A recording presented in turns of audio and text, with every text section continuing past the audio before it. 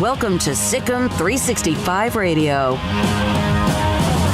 Flagler off the window, the tip. Oh, my goodness.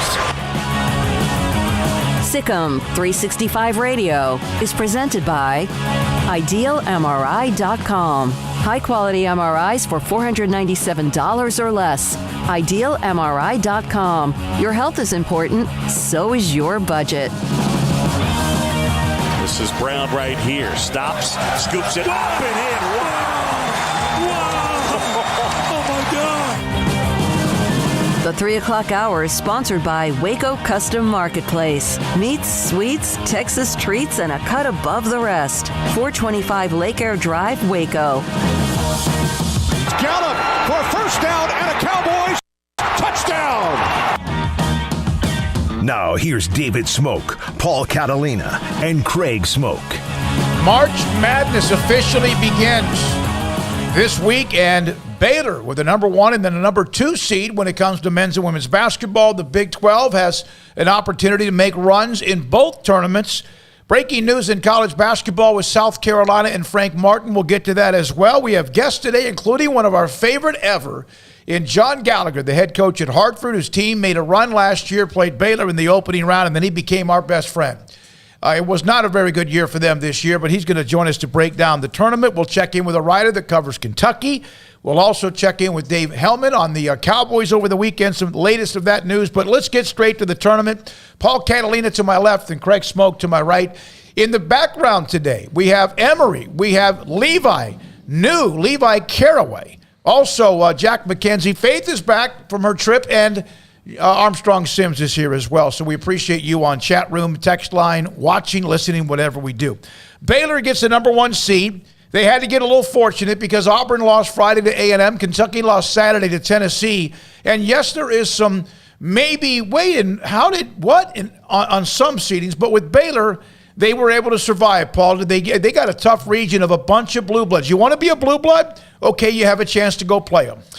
I think this. You only get so much luck in your cup, and Auburn, Kentucky, Duke all losing, which solidified them as the number 1 seed, the 4th number 1 seed. That's all the luck that you're going to have, because then the luck runs out. And look, we don't know what's going to happen, how these matchups are really going to play out. But when you have a region that has North Carolina, St. Mary's, who beat Gonzaga, UCLA, who's the perennial all-time team, the blue blood there. Texas, Virginia Tech, Purdue, Murray State, who's got one of the best players in the country, and Kentucky. I think you're pretty darn unlucky in that. Kansas has the most all-time wins in NCAA men's tournament history, and then right below them you'll have Duke, And then right below them, you'll have North Carolina in that mix. So that's who is in that region. Now, that's what they've done over time, but they also are there for a reason. We saw what North Carolina did to Coach K and Duke, Craig, in the last game at Cameron Indoor. So, hey, you got to play somebody eventually. You're going to end up in whatever region. You might as well go ahead and take on the big boys as long as they keep winning and you do as well. Yeah, I mean, it's a tough draw, but what draw is really not tough? I mean, ultimately, if you're going to get to the championship, then you're going to have a tough schedule unless you just fall into one of the most miraculous brackets of all time where every game's an upset, and we've never seen that happen. So it was never going to be easy. I think you could have put them in any region, and you would have found some post talking about how it was the toughest draw. You know, I mean, it's just a eye of the beholder type of a thing. But yeah, I mean, there's some named teams, but I don't think that every one of those named teams is certainly living up to their name in the way we may think about them. You know, just because you see a North Carolina, that doesn't mean it's like, former 1 seed North Carolina type of team. But there is a little intimidation factor maybe for some that comes with some of those brand names. I don't think that'll affect Baylor. I mean, they've gone toe to toe with plenty of blue bloods over the last couple of years and over the years, and they know what it takes to win a title. I mean, it's not like they played directional state in every game in the tournament last year to go win a title. They had to beat some pretty good teams. So if they want to go win another one, they know what it takes. They'll have to beat some more pretty good teams, and they'll be deserving of it if they're able to do that. But only one team does that at the end of the day, and that's why it's such a great tournament. Timothy Vermeer, a very powerful and excited, loyal Iowa Hawkeyes fan. The men and women did their job as well. We mentioned Frank Martin. He was fired today by South Carolina. 10 years there. First year there. Was it his first year there or second when they played Baylor up in New York at Madison Square Garden, and his team took a trip to the Final Four. They've done nothing since that time. Whoever needs a coach, and if he wants to continue to do that, you would think Frank Martin now will be very high up various lists, whether it's back to Kansas State, whether it's trying to whatever LSU has available and or other places around the country. Well, like Scott Woodward likes big-name coaches, and Frank Martin certainly has a big name, so LSU, especially needing maybe just a culture, shake-up would be good there.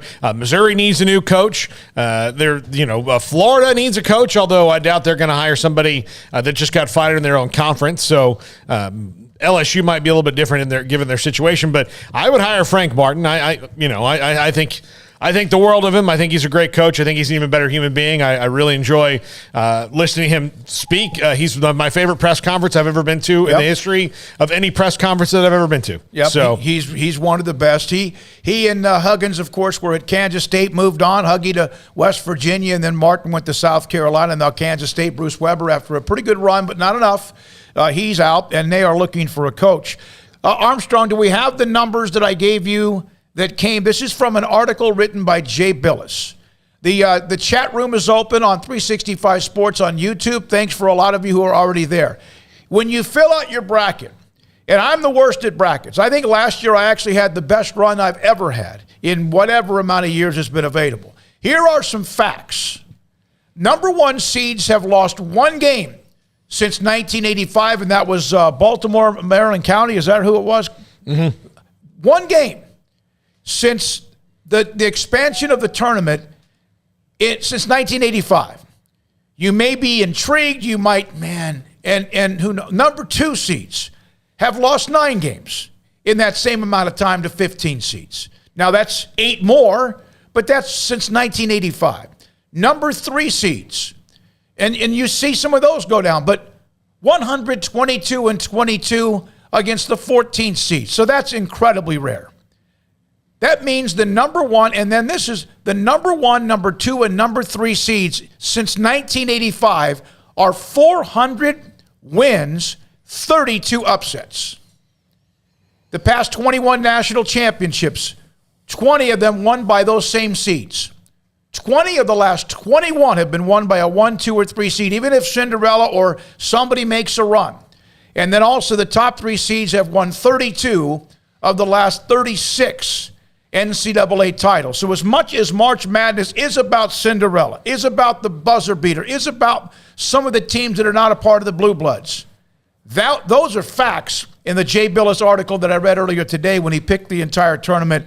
And yet those 1, 10, 20, 32 teams are the reason we love these next few days. Yeah, if I'm picking your bracket, I'm starting my upsets at the 13-4s or the 12-5s before I get into the weeds. And really, when I've got a top 5 on teams on upset alert, there's not a lot of difference between 6 and 12, 5 and 12, really, a lot of these times. Sometimes it's just where you're actually from, that you're a 12 and not a 5.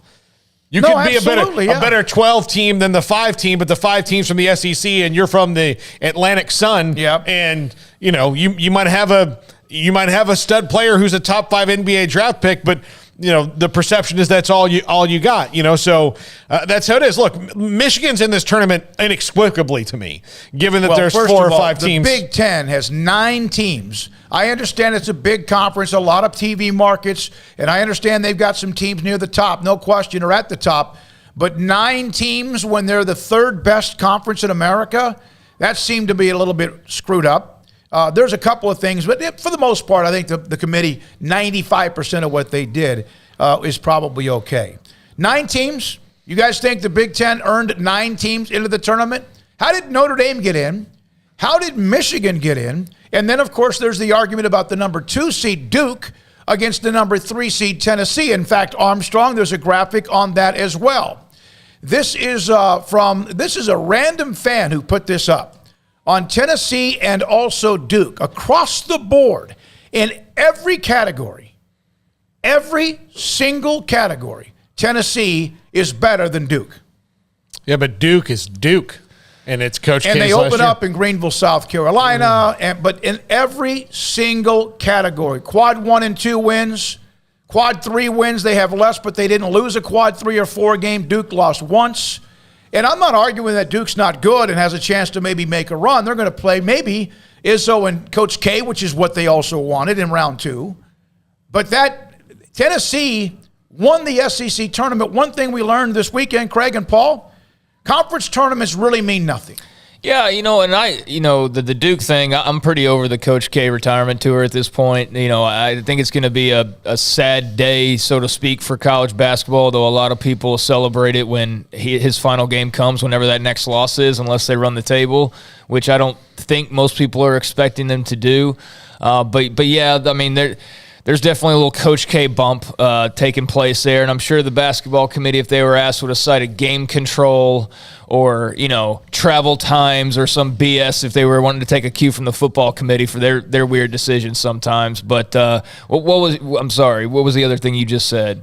No, the 9 teams. No, but you said something after that.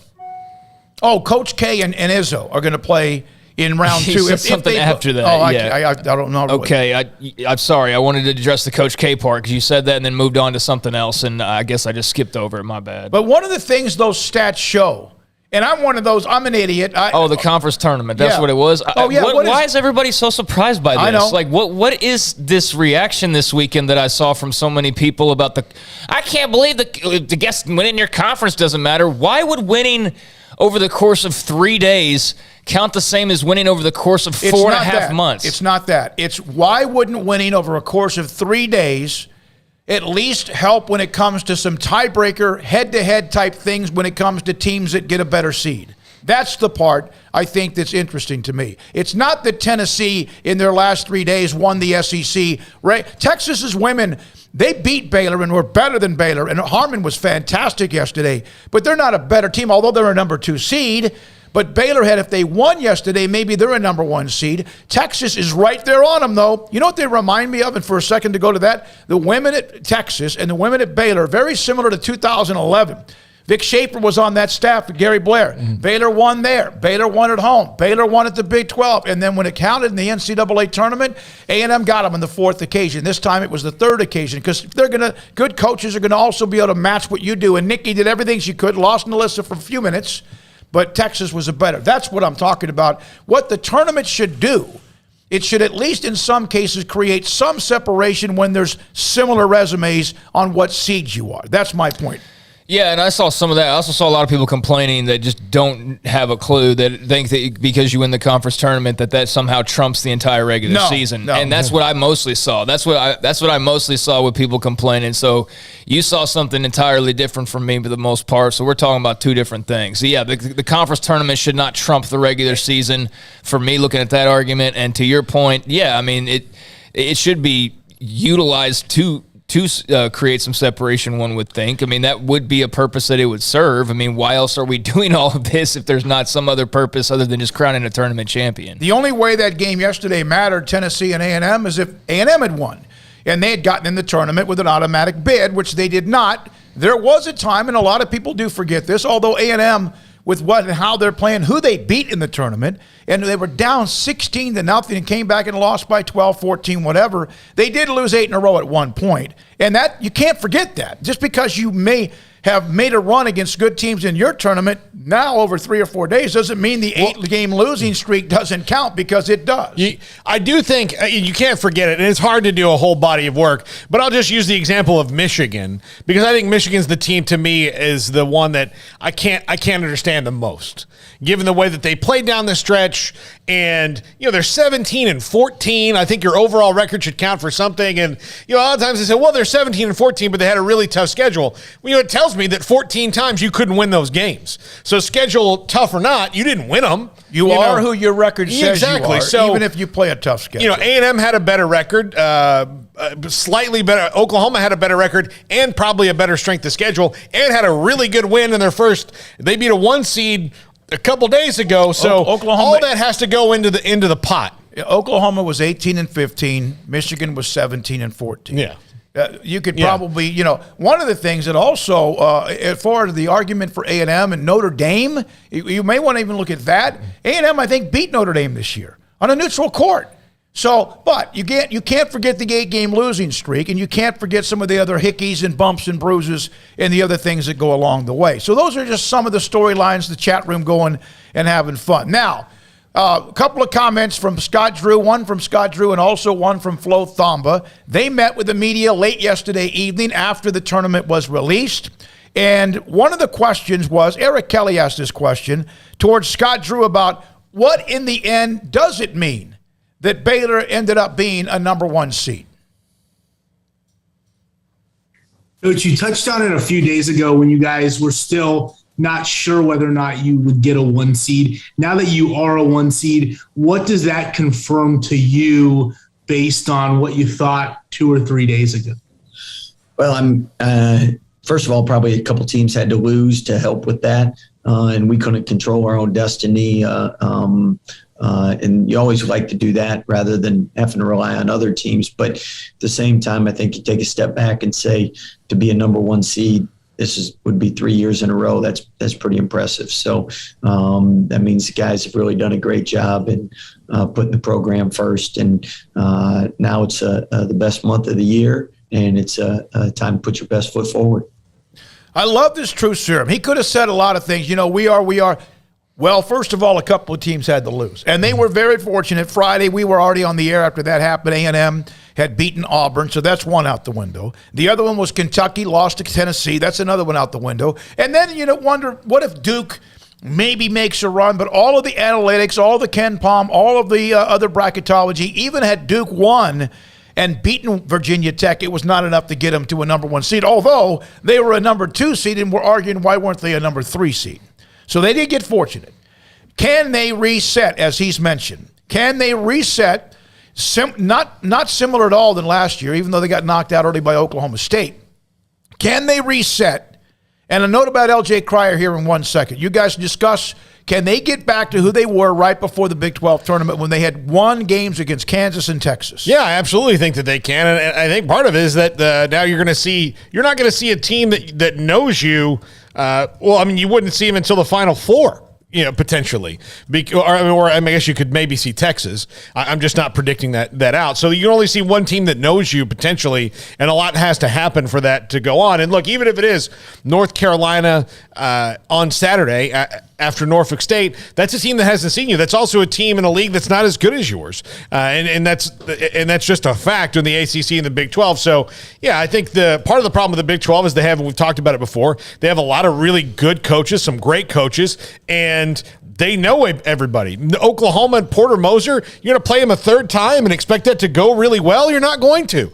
That's just how it is. And, you look back at the games they've lost outside of a blowout to Kansas and, kind of a really bad last 5 minutes against Alabama. They're in every single game. So I expect them to be who they are and be a 1 seed. Now, when you have to roll through the next weekend, if it's probably going to be UCLA and then Kentucky, it's tough. But you never know what's going to happen. It's the NCAA tournament. Yeah, I mean, they can get it together, but they're going to have to play a lot better than they did against Oklahoma, that's for sure. If they come out and a team shooting hot like that, they better have some type of an answer for it or it's going to be a quick exit, but I'm not expecting that. I'm expecting them to, be around past the first weekend, but, their draw's tough. Like we were saying, though, everybody's got a tough draw. If you keep winning games, it's going to be tough. But, yeah, I'm not too worried about this. I was disappointed in the Big 12 tournament showing. I don't know about you guys. I understand all the arguments about getting rest and things like that, but I don't think that they went into that tournament thinking, all right, we're just going to show up and get rest. I agree. I think they showed up to play basketball and try to win a game, and, I mentioned in an article today, the one thing Scott Drew and them have not done is win a Big 12 tournament title. That's one thing that has eluded them, and it's not, and I also said in my article, I would never, ever sacrifice going balls to the wall for a tournament title that would just ultimately hurt you in the main tournament. So in this year's case, I'm kind of okay with it because they are so beat up, but, that would be something nice to see them contend for, in the future. But, yeah, they can get it right, but they just, there's no room for error. That's the thing. They don't have room for any more injuries. They don't have room for any more, nights where they're 3 of 25 shooting 3. That's going to get you sent home. So, yeah, they can absolutely do it. They can win this whole damn thing. But, are they ready to do that? And are they well-equipped enough to be able to put on game after game after game after game over the next month to be able to do that? That's what I don't know. That's what no one knows right now. And there's no question that you start. I saw that immediately. Wow, this is going to be okay. It's a good thing. It's like it's never. Not. Now, last year they had knocked out by Oklahoma State, who was good. They had Cade Cunningham, beat them. We know that. It gave Baylor a different type of rest because they stayed in Kansas City in the bubble that was there and then moved straight to Indianapolis. But believe me, they didn't want to lose that game either. No. They were able to get an extra day or two of practice in, and I'm not so sure really they got an extra day or two of practice losing on Friday because they had to decompress throughout the weekend. Now, Flo Thamba. They need him to be who he was against Kansas. They need him when he made that stretch of about 2 or 3 games. Now, that doesn't mean you're always going to get that because somehow or another, they're going to meet some big, tall dudes. Norfolk State has a large player inside. I was talking to King McClure earlier today. They've got a big. We know others have. North Carolina's got somebody. Purdue has, what is it? Ivy. No, Ivy's a guard forward. Edney, who's a big, tall drink of water. So there's tall players in this bracket, but everyone's going to have somebody with length. But here is Flo Thamba. When I asked him what did he learn about his team despite how they went out in the Big 12 tournament, how they put themselves in this position.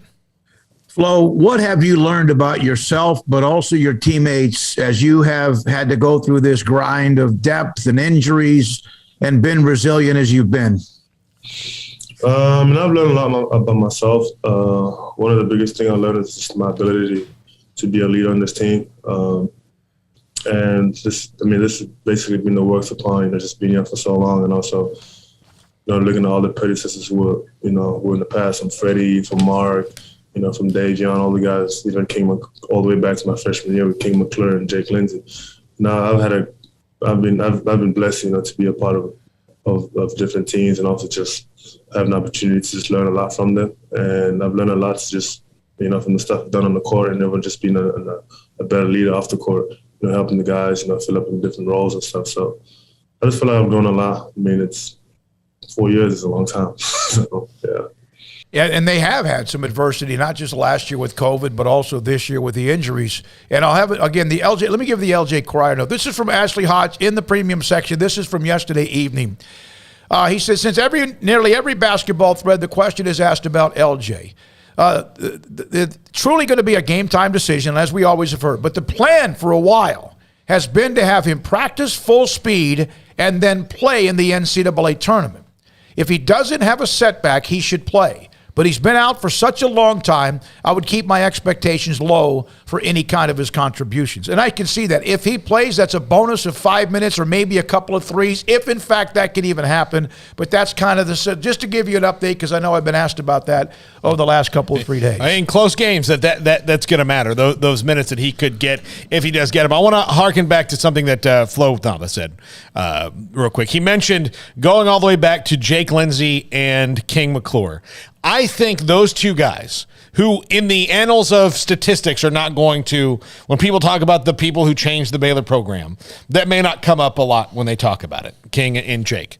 But Jake and King were such smart basketball minds, that basketball nerds, I mean, whatever you want to call them, junkies, gym rats, that's what they were.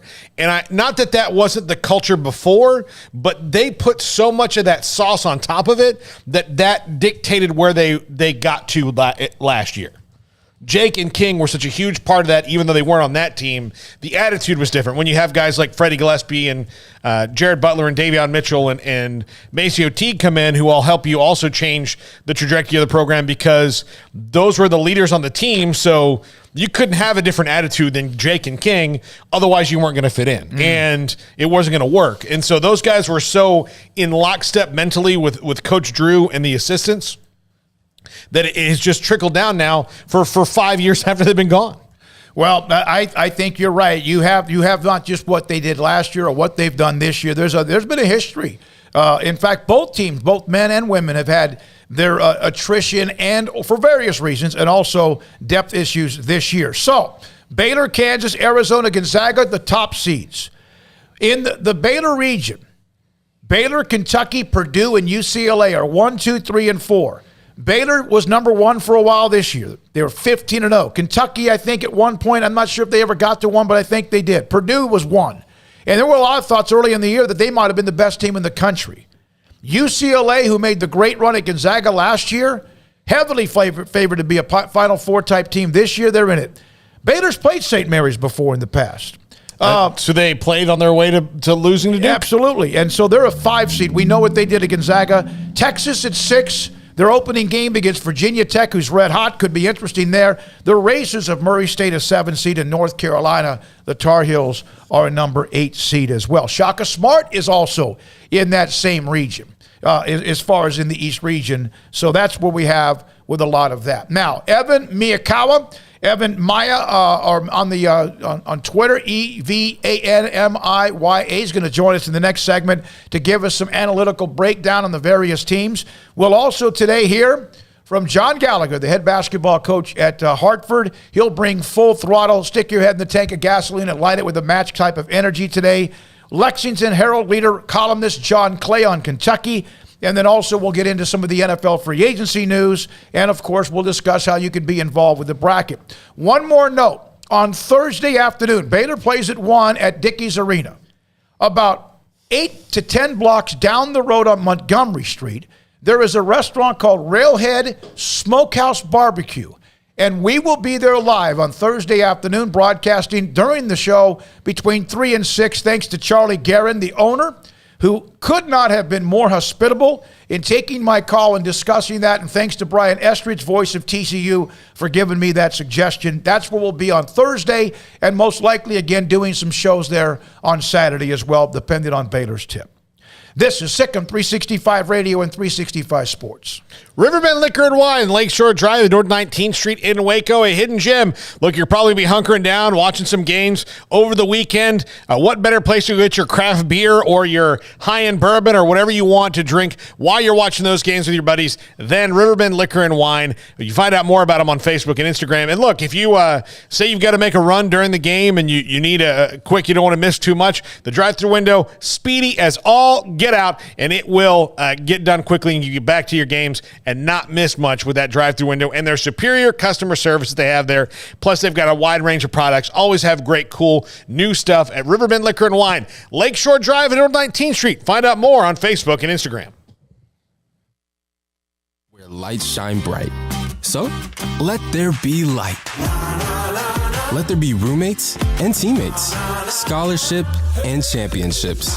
Let there be fresh starts and new traditions, fast friendships and lasting impacts. Let there be laughter. Let there be joy. Let there be light. Baylor University, where lights shine bright. One size fits all. That may be all right for an adjustable belt or cheap sunglasses, but when it comes to your financial needs, no one wants a one-size-fits-all strategy. Ben Erlinson, your Edward Jones financial advisor, knows that his most important goals are yours. That's why he takes the time to understand your needs, knowing you. That's how Edward Jones makes sense of investing. Ben Erlinson, 100 North 6th Street in Waco, 254-759-8533. Edward Jones, member SIPC. In the market for a quality metal building? Since 1943, Pioneer Steel and Pipe has helped Central Texas residential and commercial customers with metal building design, panel options, building components, and trim options. Pioneer Steel and Pipe's residential line is energy efficient, offers low maintenance, reduces insurance payments, is impact resistant, and carries up to a 45-year limited warranty. In addition, they can also help you find a metal building contractor for your project. Pioneer Steel and Pipe with locations in Waco and Bryan and at pioneersboys.com. It was broad daylight. I stepped into a gas station for 5 minutes to grab a snack, and just like that, my car was broken into. They made out like a bandit. My laptop, my phone, everything. I called my agent to see what could be done, and he restored my faith in humanity. My claim was processed so quickly, and I was able to recover my losses. Stop by and see our agents at one of our 3 McLennan County locations. Coverage and discounts are subject to qualifications and policy terms and may vary by situation. Did you know that Waco Regional Tennis and Fitness is a partner of the City of Waco? Did you know that we are open to the public? Waco Regional Tennis and Fitness offers day passes to the public for only $10 a day, and we offer money-saving memberships. Waco Regional Tennis and Fitness offers over 40 group exercise classes each week, including bar, yoga, boot camp, indoor cycling, and more. There are free weights, weight machines, TRX, rowing machines, stationary bikes, new treadmills, elliptical machines, and much more on the spacious weight room floor. Personal training available where you can be encouraged to grow. Sauna, whirlpool, tanning bed, and kids club. 17 tennis courts, 8 pickleball courts, youth and adult tennis and pickleball lessons. Waco's premier experience where you can help your mind, body, and soul. Visit our website at wacotennis.com. Call us at 254-753-7675 or visit us next to Hawaiian Falls on Lakeshore Drive in Waco.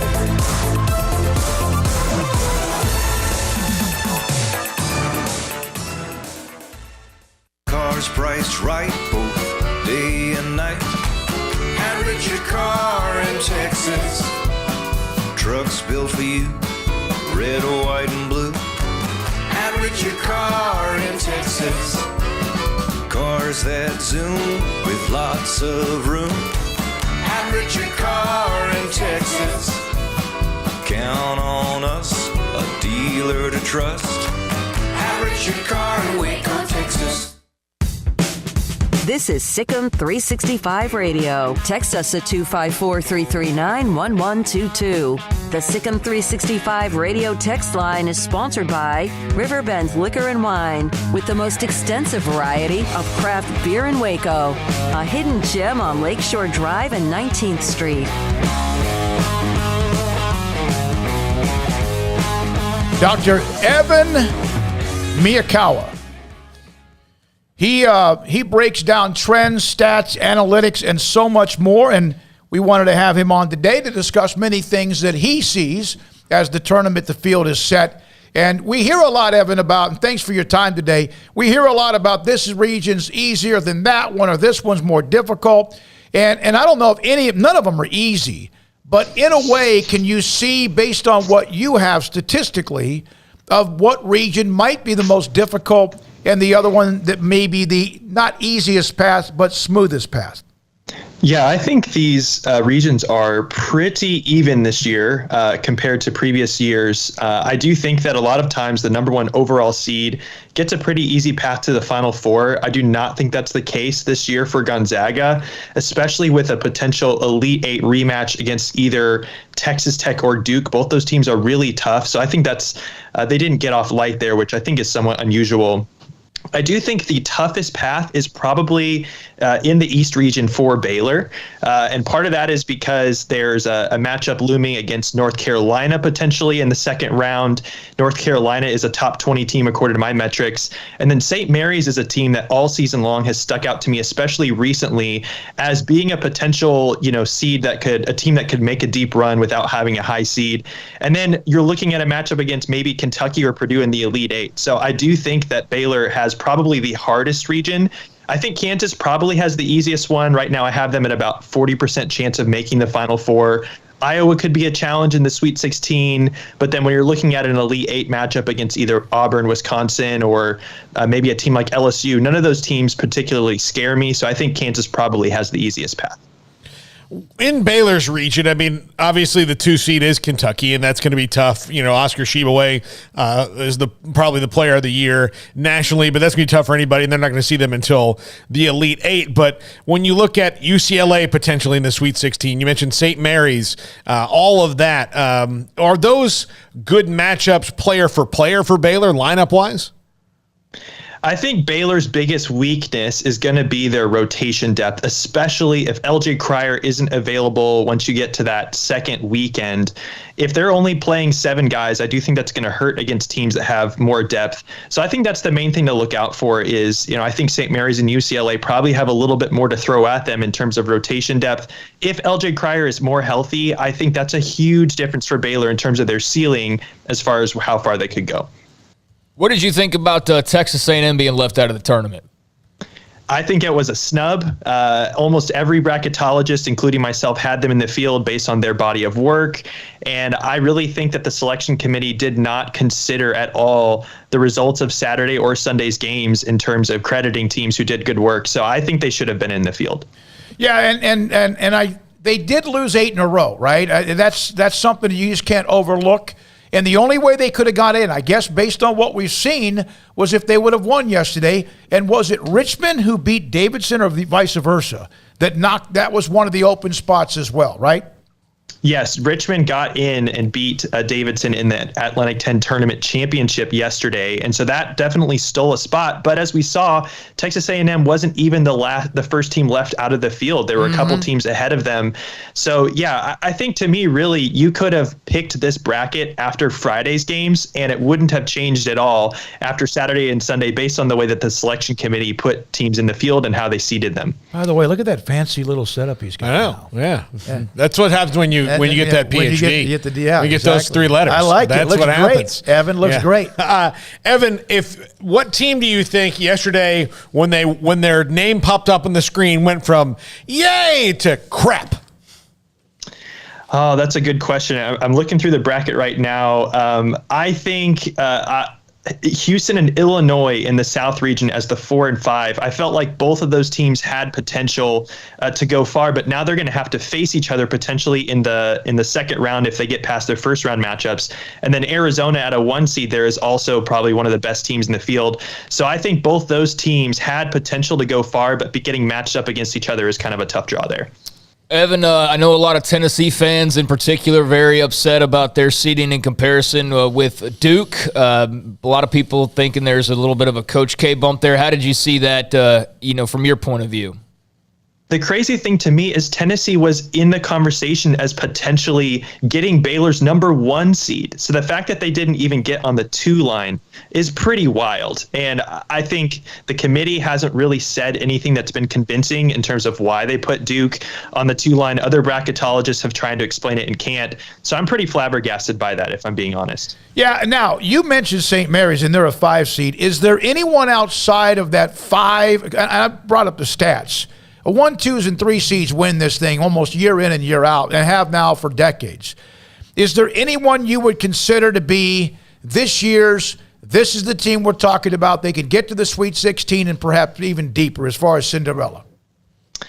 In terms of Cinderella, if I'm looking at double-digit seeds, I think Michigan is a team that has potential. They've obviously had their ups and downs, but a huge trend that often plays out in the tournament is that teams that were preseason AP top 25 teams with high expectations that underperformed during the year often revert back to preseason form.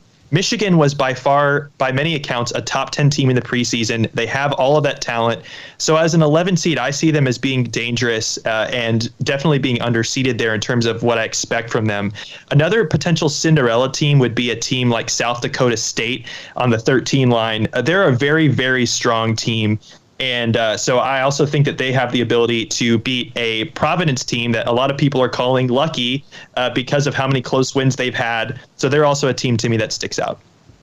What do you think about LSU having to go into this thing with an interim coach? That definitely is an interesting wrinkle. I kind of feel like the hype of the tournament might not affect them as much as, say, if they were in the regular season. And I actually see LSU as being a team that, despite a rocky finish to the season, they actually have the highest odds of any team outside the top 5 seeds of getting to the Final Four, according to my bracket simulations. So I see them as being an undervalue or a value pick at the 6th line. But I do think that coaching aspect will certainly play a part in some way. Evan, Big 12 with a solid number of teams. The Big 10 getting 9 teams. What did you think of that?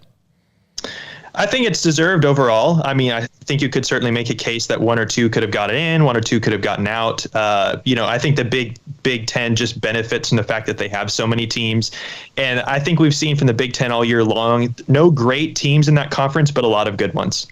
So, you mentioned Baylor's draw, and it's obviously a bunch of blue bloods, but we look at the name that are blue bloods. That doesn't mean there'll always be blue bloods. North Carolina will be a blue blood, but these are blue bloods that have done well this year. North Carolina just beat Duke, as we know, about a week or two ago. Among the teams you mentioned, Kentucky's the number 2 seed. Are they better, as in your opinion, based on what you've seen, than Purdue or UCLA? I do think right now, I would say Kentucky probably has the strongest team in that region. I would take them over Baylor right now, just purely in terms of what they bring on the court, especially with Baylor's injuries that they're dealing with. Purdue has always been an interesting one. Their offense is incredible. Their defense is lacking. So it's hard to say who's going to come out of that. But if you're looking at either Kentucky, Purdue out of the bottom of that East region, I think that's a really, really strong team and probably has a good chance of going to the Final Four. I do think Baylor, the matchups that they have are against teams that are probably all slightly underseeded in terms of how they're predicted to do compared to their seed. I think North Carolina is better than an 8 seed. I think St. Mary's is better than a 5. Kentucky, in terms of strength, should be a 1 seed. So it's definitely a tough path there. You mentioned something about Gonzaga and their path earlier, Evan, and stylistically to me, I know this isn't numbers, this is just me from watching these teams. If I'm Gonzaga, I'm a little concerned that, Arkansas, Texas Tech, and Duke all could be, in Alabama maybe potentially with their 4 guards could all be in my way. Given the way that Gonzaga loses, those are kind of bad matchups for them. Yeah, Arkansas and Alabama stick out to me both as being teams that are kind of high ceiling, low floor teams. So I think they're both could be, easily upset. But if they make it far enough to play Gonzaga, I do think that they definitely have the ability to turn it up and play good against good teams. We've already seen Gonzaga lose to Alabama and Duke in that region, and they played Texas Tech in a close game earlier this season as well. I think that the rematch potential for any of those against Alabama or Texas Tech or Duke doesn't play in Gonzaga's favor. I think when you see rematches, oftentimes they're a little bit closer and there's less differential between those teams when they play each other again. With the Big 12, you've kind of laid out Baylor's path, and I know Kansas has a pretty nice draw based on what most people have said, but was there any draw that you saw for one of these Big 12 teams where either in a good or bad way you're like, oof, like either that's going to be that's a tough one right there, or that's one that's going to be pretty favorable for them outside of Kansas and Baylor? Yeah, I think one thing that's interesting is a team like Iowa State. They started out the year really, really hot. They've struggled in Big 12 play, But if you're looking at their region, I think, LSU is going to be a tough first-round matchup. But if they get past that, they're looking at, say, a 3 seed in Wisconsin or a 2 seed in Auburn. And both of those teams, to me, at least according to my predictive metrics, are weaker according to their seed line. So I think Iowa State has a chance to actually kind of turn the direction on their season, so to speak, and potentially make a deep run. I'm not saying that's likely to happen, but I do think that they could have had a worse matchup there. You have the latest, one of your latest tweets is, which teams rely heavily on their most used player? And a couple of teams that maybe people don't know much about. Wyoming's one of them. Is that correct? We know about Johnny Davis at Wisconsin. In fact, might end up being player of the year. But there's a couple of teams in here of the mid-majors, is that right, that are the ones that are relied on the most? Yeah, so I think that's an interesting trend to look at, especially for teams that are going to be underdogs in a lot of their games. Which teams rely heavily on one player? I think those teams have a lot of upset potential. You look at historical performances like Steph Curry for Davidson, for example. If you have a star guy that you can rely on and they play well, you might have the ability to knock off some of these more elite teams. So I look at a team like Wyoming with their star Hunter Maldonado. He has one of the highest usage rates in the country. Peter Kiss for Bryant is not likely to beat a 1 seed if they were to advance out of their playing game, but that's another one. So that's definitely an interesting trend to watch. I do think when you're looking at national championship caliber teams, relying on one player too much can be a little bit of a detriment in terms of having consistency in those 6 games down the stretch.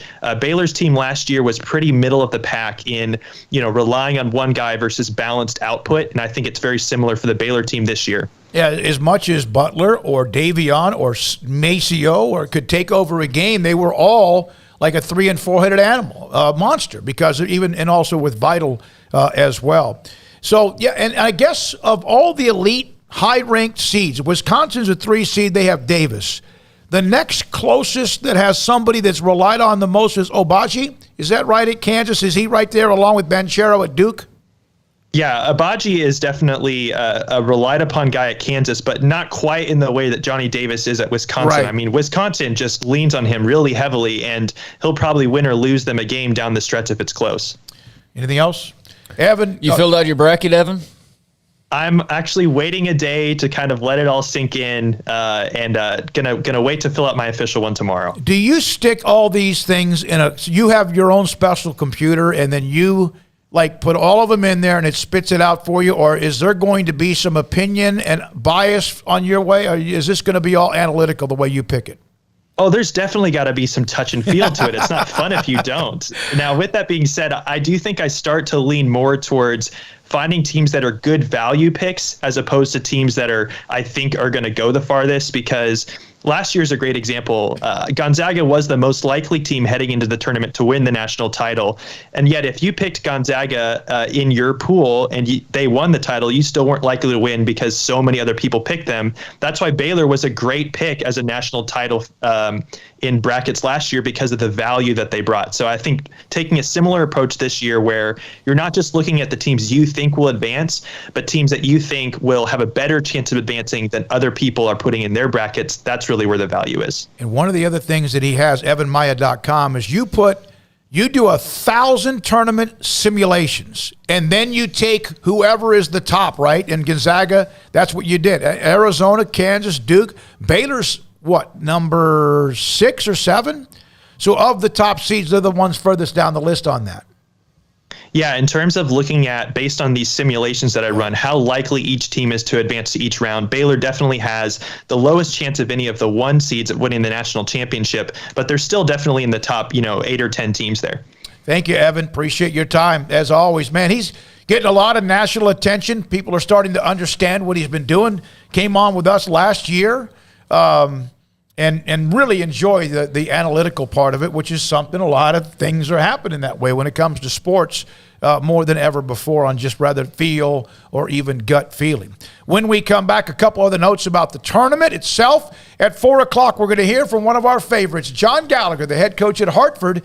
He'll join us as well. Sikkim 365 Radio and 365 Sports. DiscoverWoodway.com, 7 hotels for you. In fact, the women will host the first 2 rounds of the NCAA women's tournament in Waco at the Farrell Center as the number 1 seed, at least here, number 2 seed overall in their region. So if you're coming in town to watch the women play this weekend in Waco at Baylor, you can find 7 hotel options inside the city of Woodway. Also, they have that mother-daughter brunch that will happen in May. You can go to discoverwoodway.com for more information on that. The father-daughter dance was absolutely a grand slam hit. And, of course, they even had a long waiting list for that. So they're going to be doing more and more of this as they go along. And if you have a special occasion, it's about to be spring. We're starting to feel that.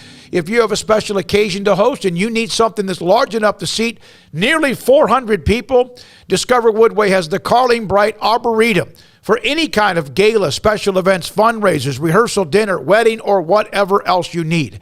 It's discoverwoodway.com. 1, 2. I'm in love with a man named Rudy. I'm okay with that. He knows exactly what I want. He keeps me coming back. He cooks breakfast, lunch, and dinner for me. Does the dishes too. I'm in love with a man named Rudy. Last name Barbecue. It sure is easy to fall in love with Rudy's tasty oak smoked barbecue. Next in line. Boots add protection. Good boots help you climb better and move forward faster. And when your son or daughter steps into the boots of a U.S. Army officer, they also learn how to lead. In these boots, they'll gain more confidence with expert training in one of more than 150 occupational specialties. In these boots, they'll stand a little taller and lead a team with diverse backgrounds and areas of expertise to successfully accomplish whatever challenge comes next. In these boots, they'll earn respect with valuable experience from day one that will give them solid footing for success into the future. Highly qualified candidates who earn a spot on our team can receive comprehensive health care coverage, college tuition assistance, and a bonus of up to $40,000. See all the things your son or daughter can achieve in our boots at GoArmy.com. U.S. Army Waco Recruiting Company, 254-598-8131 or 254-776-1543.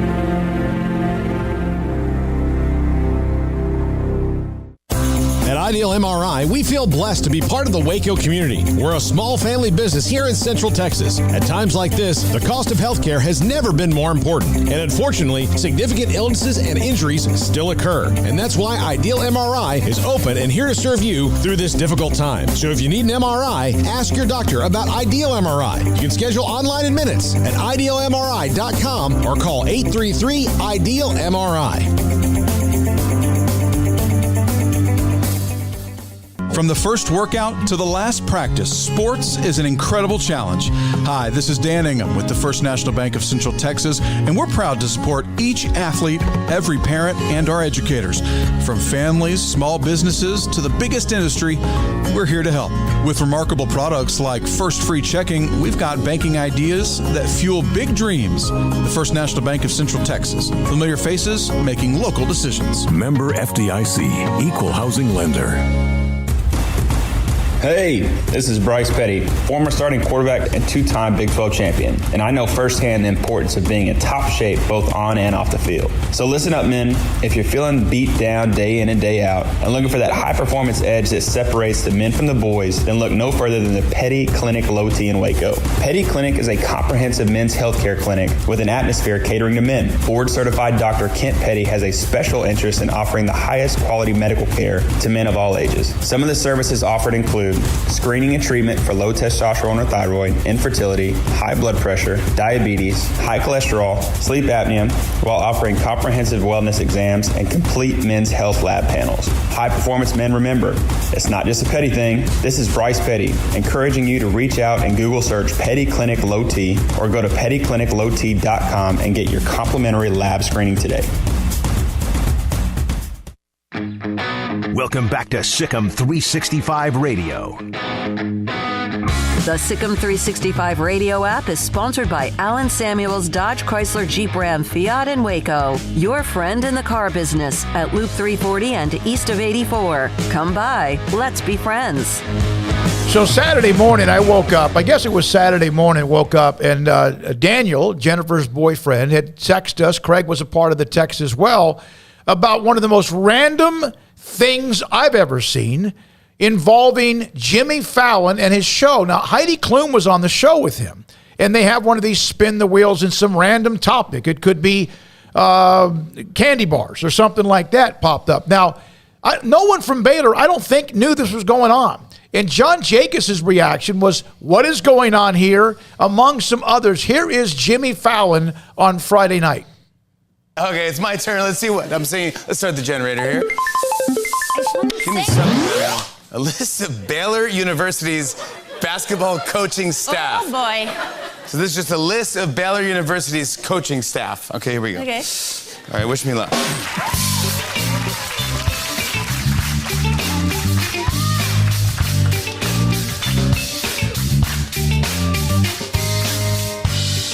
Scott Drew, Jerome Tate, Bill Peterson, and John Jacobs, Todd Field, and finally, Alvin Brooks III. I said Alvin Brooks III.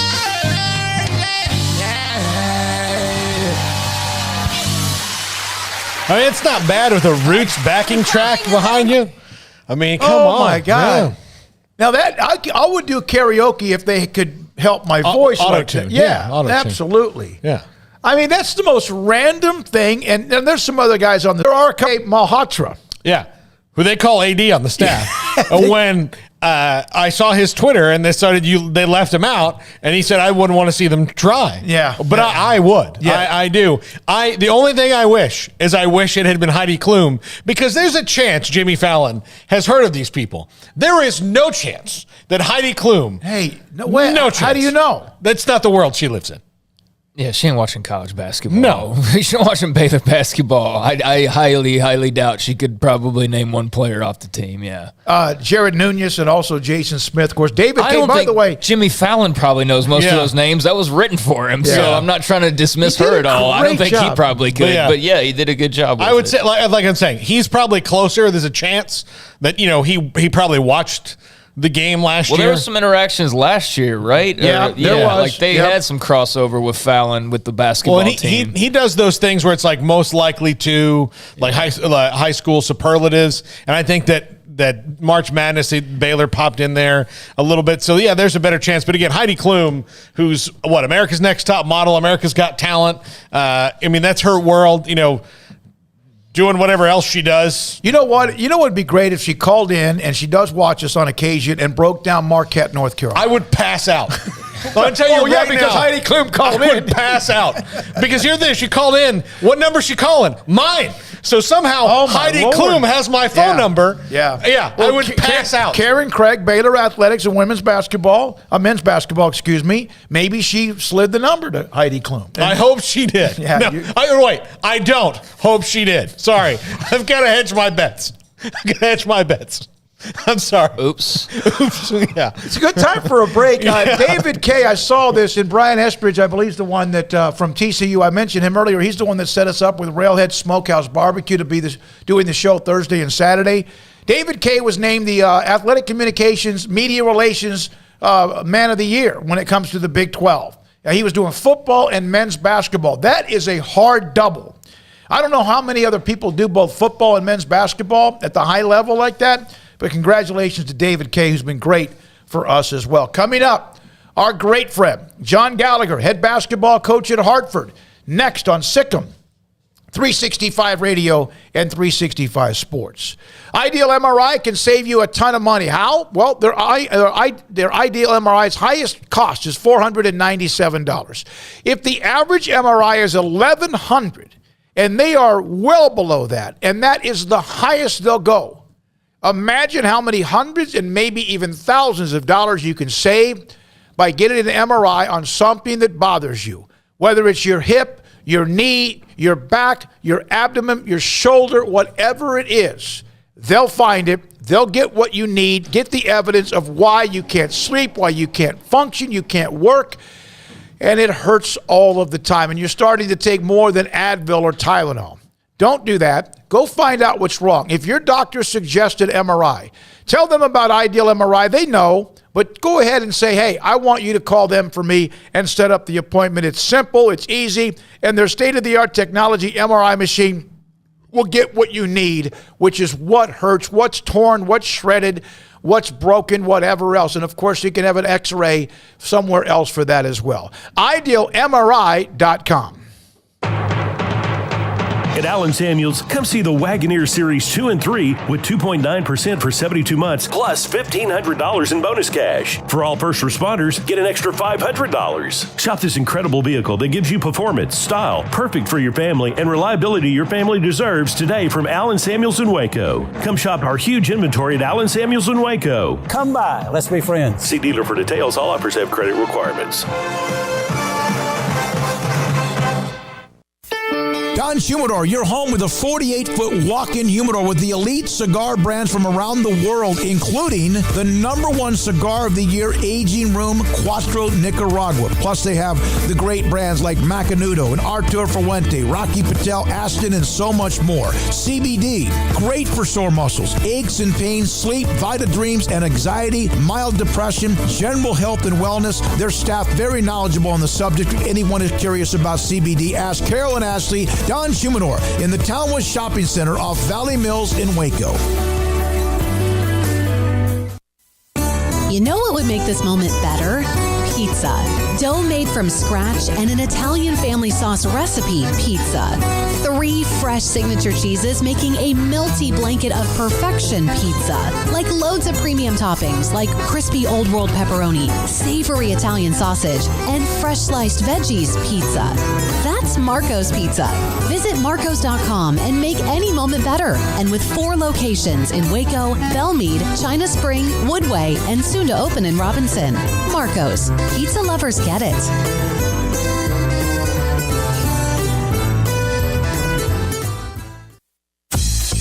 Baylor Scott and White, Southwest Sports Medicine and Orthopedics, the team physicians for Baylor Athletics, diagnosing and treating all sports-related injuries, including concussions. These specialists also provide orthopedic services for athletes and non-athletes alike, whether it's knee or shoulder pain, hand or wrist injury, orthopedic spine care, and even an arthritis and total joint clinic. Trust the doctors Baylor Athletics trusts. Baylor Scott and White, Southwest Sports Medicine and Orthopedics wants to get you back in the game.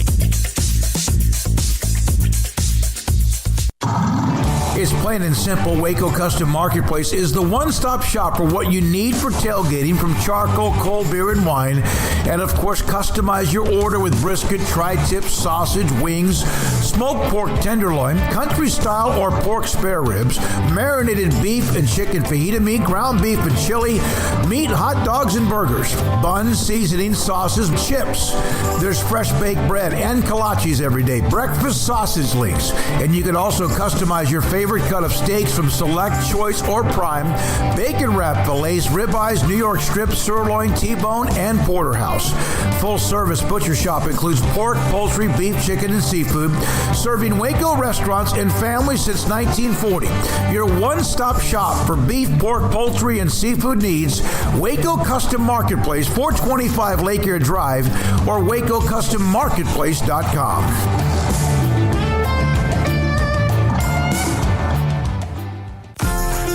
Automatic Chef Canteen is a full-service micro-market vending and office coffee provider with state-of-the-art vending equipment, a wide variety of products, and offering custom-fitted micro-market vending office coffee solutions for your employee break room.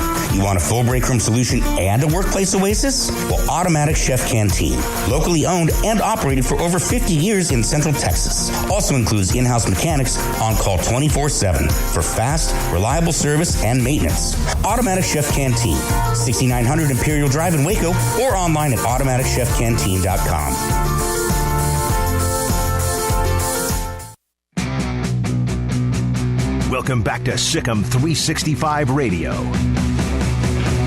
Slackler for 3. Yes.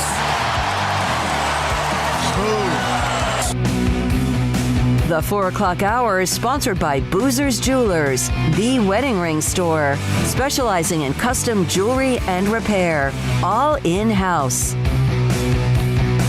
Now, here's David Smoak, Paul Catalina, and Craig Smoak. So yesterday evening on Sikkim 365 in the premium section, I actually had somebody bring up and ask me about is Coach Gallagher coming on? Of course, Hartford had a tough year. They lost to UMBC to knock them out of the tournament in the semifinals. And I had been texting Coach Gallagher for a long time. And I thought we were friends. And John Gallagher of Hartford joins us. I got to tell this background story. Joins us on Sikkim 365 Radio. So I finally reached out to you. How you doing, man? Let me see that great face of yours. How you been, Coach? Great to see you guys. My favorite crew in Texas. Well, we appreciate you. So I had sent you, 5 or 6 texts over the last few weeks, maybe even months. And then I sent you a direct message on Twitter. You answered me right away, and you gave me the number. It's the same number I've been texting. What did you think? Who did you think I was? I thought you were a coach just breaking my stones about everything that was going on. You know, I have those. Oh, I was actually wishing you luck and hoping you were fine and good luck in the tournament. All right. Yeah. We will get into you and the program, and we had you on even last year. We'll do that in a month. Let's get into the tournament. All right. So you saw the tournament. It's unveiled. You've seen what Baylor's done. They had to reset. Now they're going to have to probably reset again. But Arizona, Gonzaga, Kansas, Baylor, 1 seats. Anything in particular as it started to be unveiled, it started popping out at you as someone who's seen these teams, know these teams, and in some cases even played these teams? Yeah, I'm blown away that Oklahoma didn't get in. I'm blown away. I'm just, and I was on ESPN last night for 2 hours on ESPN Radio. And we had Ken Pomeroy on, we had Joe Lunardi on, and I debated with them. 17-14 Michigan, 18-15 Oklahoma. Have a liked opponent in UCF on the road. Michigan loses, Oklahoma wins. What I don't understand, and this is, look, everyone knows I'm close to Porter. They had 5 top 15 wins. They win against Baylor in a huge game. They lose to Texas Tech by 1. I was shocked at that. And then the next one I was shocked at was Texas A&M not getting in. Coach, how much do you think that late season body work in the tournament should matter? Because it certainly didn't for A&M. I mean, because their late season under Buzz was way better than their midseason when they lost 8 games in a row. Yeah, the thing that jumped out at me, and I didn't say it last night because I've been thinking about it, is how much did that Football Alliance come into play here for the SEC? How much did that, when you look at it, and if you're the SEC, if you're the SEC office or you're the SEC, you beat the 4 number ones. You beat Gonzaga, you beat Arizona, you beat Kansas, and you beat Baylor. You're telling me that the Big Ten gets 9? Look, Phil Martelli was my college coach. I'm glad Michigan got in from a personal. I love, he's like a family member to me. But facts are facts. The Big Ten gets 9. And I said this to Joe Lunardi last night. If the Big 12 and the SEC are the 2 best conferences in America, why are other conferences getting more bids? Mm-hmm. And you can say, they have more teams. Okay, then let's go through it. Rutgers. So Rutgers has the opportunity to play Maryland twice, Nebraska twice, and Penn State twice. Did Oklahoma get that? No. Did A&M get that? No. So this is now. Look, I'm not in it this year, so I can really look at the numbers. And here's what Ken Pomeroy, which I really like him. He has this. He says, "Well, Oklahoma shouldn't have got in." Well, Ken, if that's the fact, then you need to change your formula because you have them at 30. You had Oklahoma at 30, so your numbers aren't right. Coach, looking at the tournament, there was a lot of debate about Tennessee and where they fell in comparison in particular to Duke. How do you think about the way that shook out for the Vols and the Blue Devils as well? You know, it's amazing. That's the other thing. Tennessee, you could argue Tennessee's on the 1 line. You can't put them on the 3. And look, Joe said to me last night, Joe Lenardi said, what's the difference between 2 and 3? It's the East, it's the regional. They'll meet in the regional. It's the difference of a white or dark jersey. It's a huge difference. 215 versus 314. That's a huge difference, guys. And look, I just feel that the SEC didn't get its share due. It didn't. And the 2 teams that I would be really griping are Oklahoma and Texas A&M.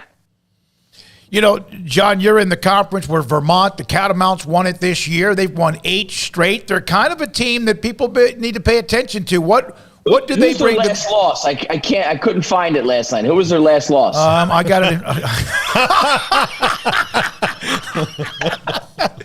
Oh my Lord! It happened to be against Hartford of all people. Can you believe that? Can you say that again? I couldn't hear you. My Bluetooth was off. In fact, they won like 19 or 20 out of 21 with the one team in between all that. Was Hartford, but I think that's the team we led by 2 with 6 to go at their place. We love playing them, and we were injured, but if we got to the finals, it would have. No need talking about it now. We just ran out of gas. 18 games in 41 days. We broke a national record. No other team in the history of college basketball has played 18 conference games in 41 days.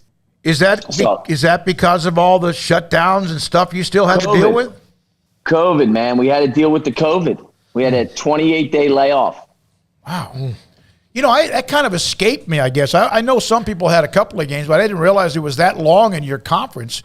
And then you have to play a lot of games in a short amount of time. But you made the run. I know you got to the semifinals. I was rooting for you, even though you thought I was some random coach on the side trying to bother you.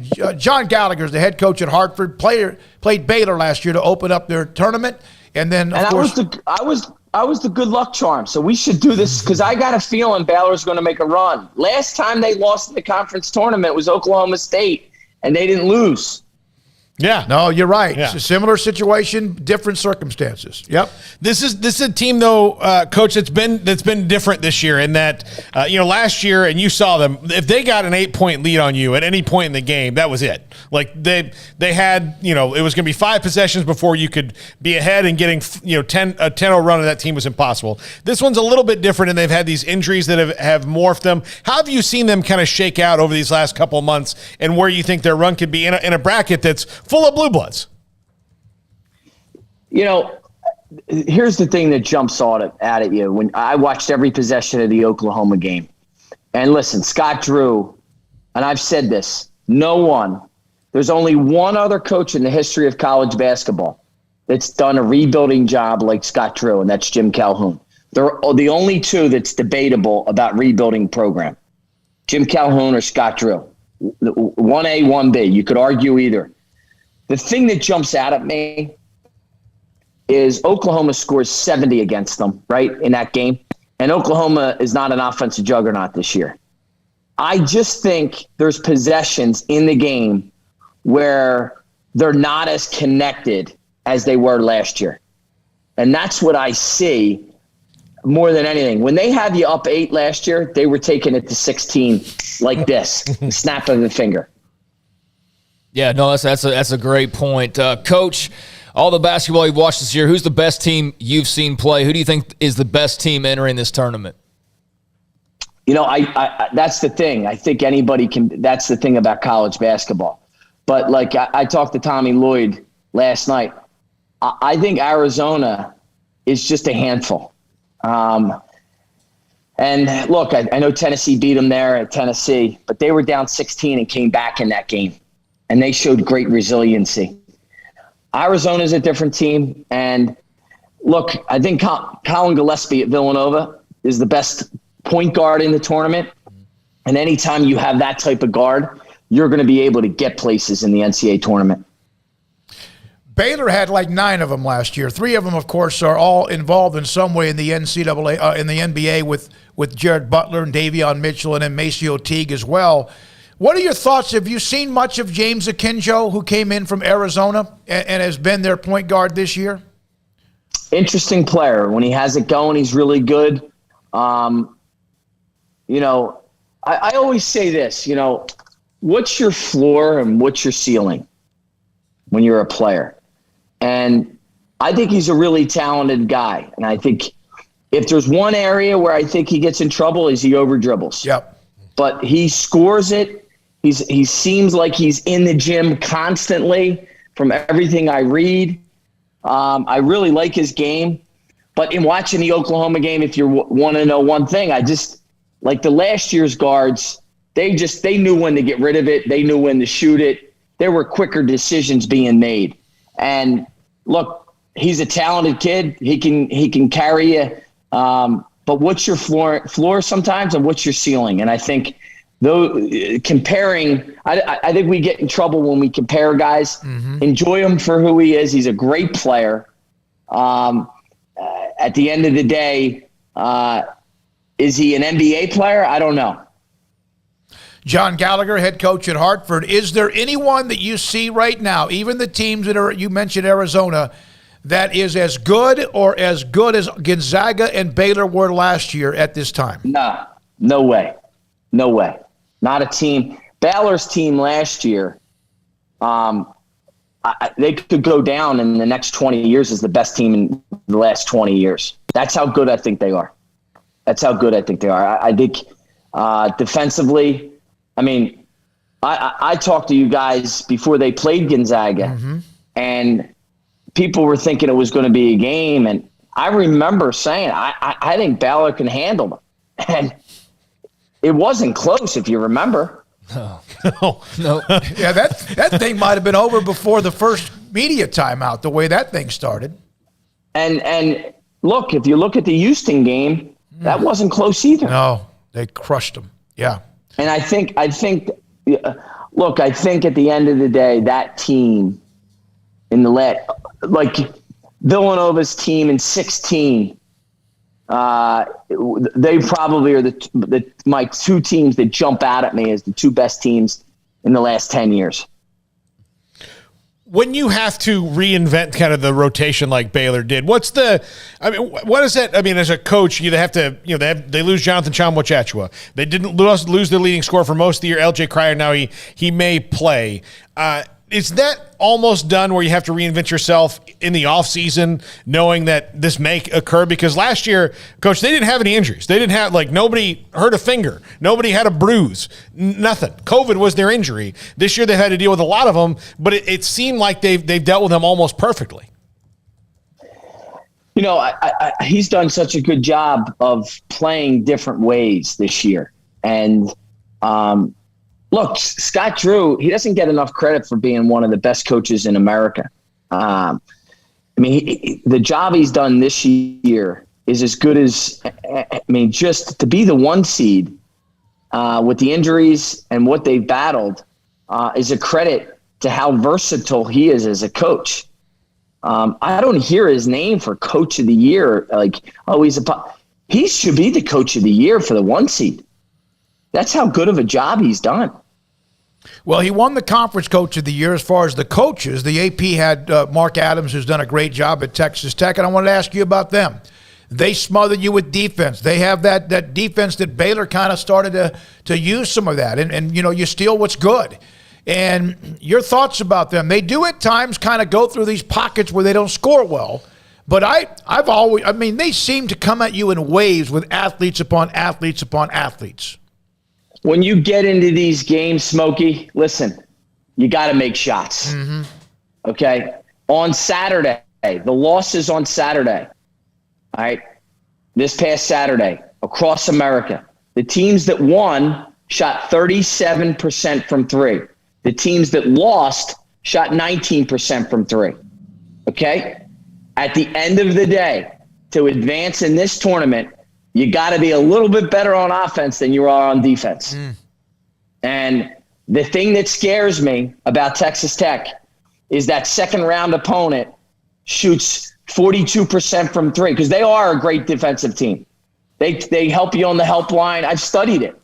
They rotate down. They're there. They're in the gaps. The one thing you have to do against is you got to make 12, 13 threes. Well, in this tournament, every team you play can make 12 or 13 threes.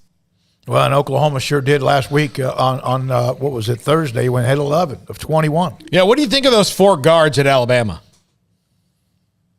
Well, the Alabama guards are really interesting because they can go out and they could beat Baylor, they could beat Gonzaga, and then they can get smacked at home to an SEC opponent.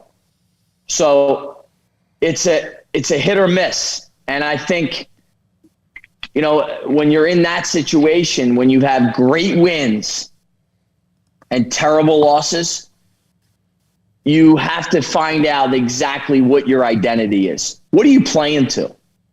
And I think when you get Alabama in a game versus Gonzaga and a game versus Baylor and they can win, but then, they have tough losses against average SEC teams, you don't know what you're getting. John, Baylor wants to be a blue blood. They just won the national title, and they've been good for the most part now for well over about a decade or plus, since the 2008 team, with a couple of hits and misses along the way. They're in the same region with Kentucky, UCLA, North Carolina, not to mention there's Marquette, there's also Purdue.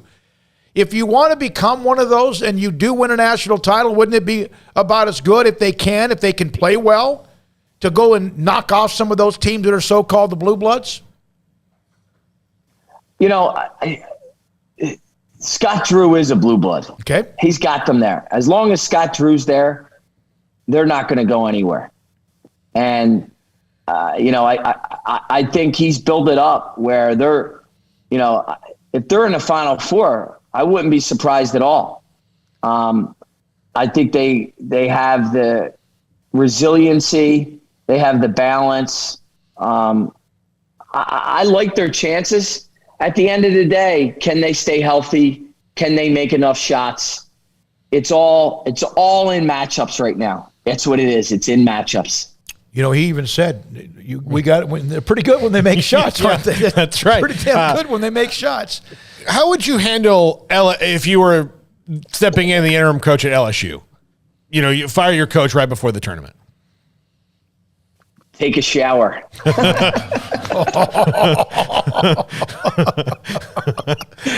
I think that says it all. Listen, I've known Will Wade a long time. We were going against each other in the Ivy League when he was at Harvard. I really like Will as a person. At the end of the day, Will felt like he had to do what Will felt like he had to do. And it paid off to a certain extent. And guess what? If I saw Will Wade walking down the street, fellas, I'd say the same thing to him. I'm from a town outside of Philadelphia. It's called Delco. I like Will, but at the end of the day, he did what he did. And like a lot of guys got fired, because Will Wade beat them. Mark Fox got fired at Georgia because he couldn't beat Will Wade. So there's a lot of guys out there like that. And,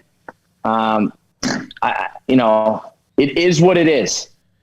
I've never heard that analogy, or I've never heard it said that way. But when you say it that way, it's not cruel. It's true. And you're right. Some who couldn't beat those who were doing things what they should not be doing have lost their jobs in their careers in some particular way. All right. And here's the other thing about Will.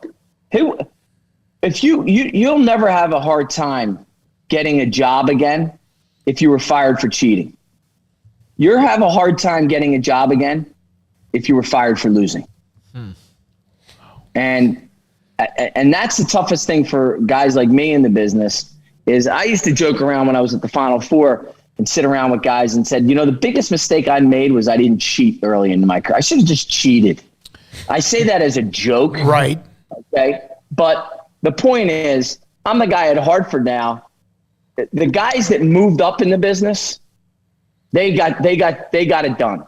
And there's a party you has to tip the hat to them, because I took the long road, and now I'll be landscaping your lawn, Smokey, this spring. Hey, that means we could drink a beer together or whatever that might be. What are your thoughts about Frank Martin? Will he be able to just land pretty quickly wherever he's gone at South Carolina? He was there early on. He took him to a Final Four, beat Baylor up into Madison Square Garden. How long before he has a job? I was at that game. I was at the South Carolina Baylor game. I think he gets a job in the next 2 weeks. He's a coach's coach. He's a good man. Stands for the right things. Look, someone said to me this morning, I was defending Frank, and someone said, John, if you've been to one NCAA tournament in 10 years, that's what happens in the SEC. So I'm a big Frank Martin fan. I hope he lands, somewhere quick. Yeah, we were at that game too. Yeah, we were. Yeah, Smokey and I were there and had to make a quick flight out the next morning. So hey, one more thing. You have to get commitments from players who want to play for you, and anyone that wants to play for a guy like John Gallagher. You're smart, because he's amazing. You could see him.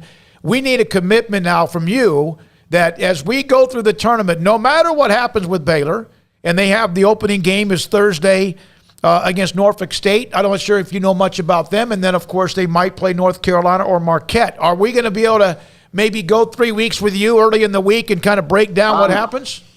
I'm here with you. I can do it after the game if you want. I can do it before the game. Wow. I can study the teams for you, and I can go through it. I think they get through how about this? I think they get through the first weekend pretty easily. Okay. All right. And then, of course, who knows what happens after that. Man, you're the best. You are do you want to wait, or can we ask you about the year? We'll do it at the end. We'll do it at the end of the end of the month here. We'll see. Okay. You are what happens. You are the best, man. We appreciate it. The best thing that happened last year with Baylor winning the national title is they opened up with you, and we got to know you. Thanks for your time, Coach. And I'll tell you what, we ended up playing them that first half as good as anybody. Yeah, you did. You did. In fact, didn't you say there was like a 30-second window there where you thought you might have a little bit of an opening? No. What I said was we were leading 14-13 at the under 8 timeout. And you could see my face. I walked out. I turned to my assistant. He said, what do you think? I said, it should be 14-5, not 14-13. He goes, what do you mean? I go, we're about to get our doors blown off here. These guys are way too fast. Oh, my gosh. You're the best. Thanks, John. Appreciate it, Coach. You are a part of our family. John Gallagher. I'm so happy we got him on. He is the best. I'm glad he figured out that you weren't some coach. Yeah, so I should have kept the text, because I say, hey, good luck. Hey, I know you've been through I knew they had a delay. How you doing? How's everything going? And then I finally yesterday, I just direct messaged him. He answered me immediately. He goes, I just thought you were some jackwagon trying to ruin how many of those do coaches get? Yeah, I can imagine. Yeah. God, he's fun to have. I can't wait to get him on again. He even said before and after a game, we might even have it on a post-game show as well. All right, thanks to John Gallagher. Great to have him on our show on Sikkim 365 Radio and 365 Sports. We're back in a moment. Richard Carr, Buick GMC Cadillac, got a lot of great deals going on right now at Richard Carr, and it's not the easiest buying a car in this market and this environment, but Richard Carr is trying to make it as easy as possible for you, and they want you to get in a new car as quickly as possible by getting on their inbound vehicle list. That's right, get on their inbound vehicle list, and you get a new car or truck much faster. Richard Carr Motors, GMC, Buick, Cadillac are the brands that they sell and the brands they are proud to have on their lot. First-class vehicles and people that you can trust. They want to thank Waco and Central Texas for their support over the years and look forward to many more over the years to come. Right now, they've got new GMC trucks, new Buick trucks, Buick cars, Cadillac SUVs coming as well. New vehicles arriving each week for qualified buyers. You can buy a truck now and get 0% financing for 72 months on most GMC vehicles and most Buicks as well. And as summer vacation season approaches, remember that Richard Carr Buick GMC Cadillac has 11 different SUV models with dozens of trim options.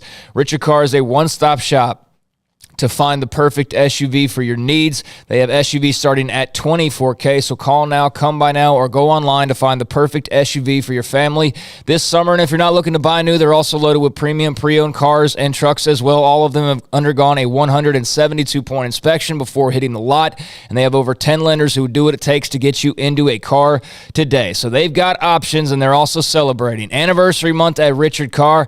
Trust the good local people you can count on for over 23 years in Central Texas. Proud Wacoans, proud Baylor Bears. Log on to richardcarr.com today. Call now or go see them now off Highway 6 at the Imperial exit.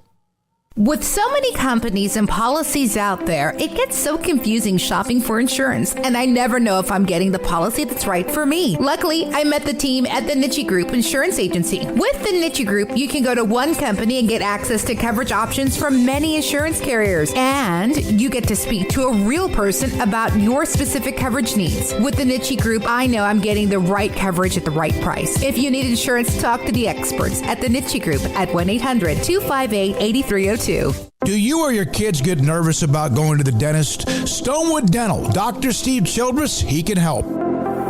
I've spent a career taking care of patients who as children had bad experiences, and now they're adults that hate going to the dentist.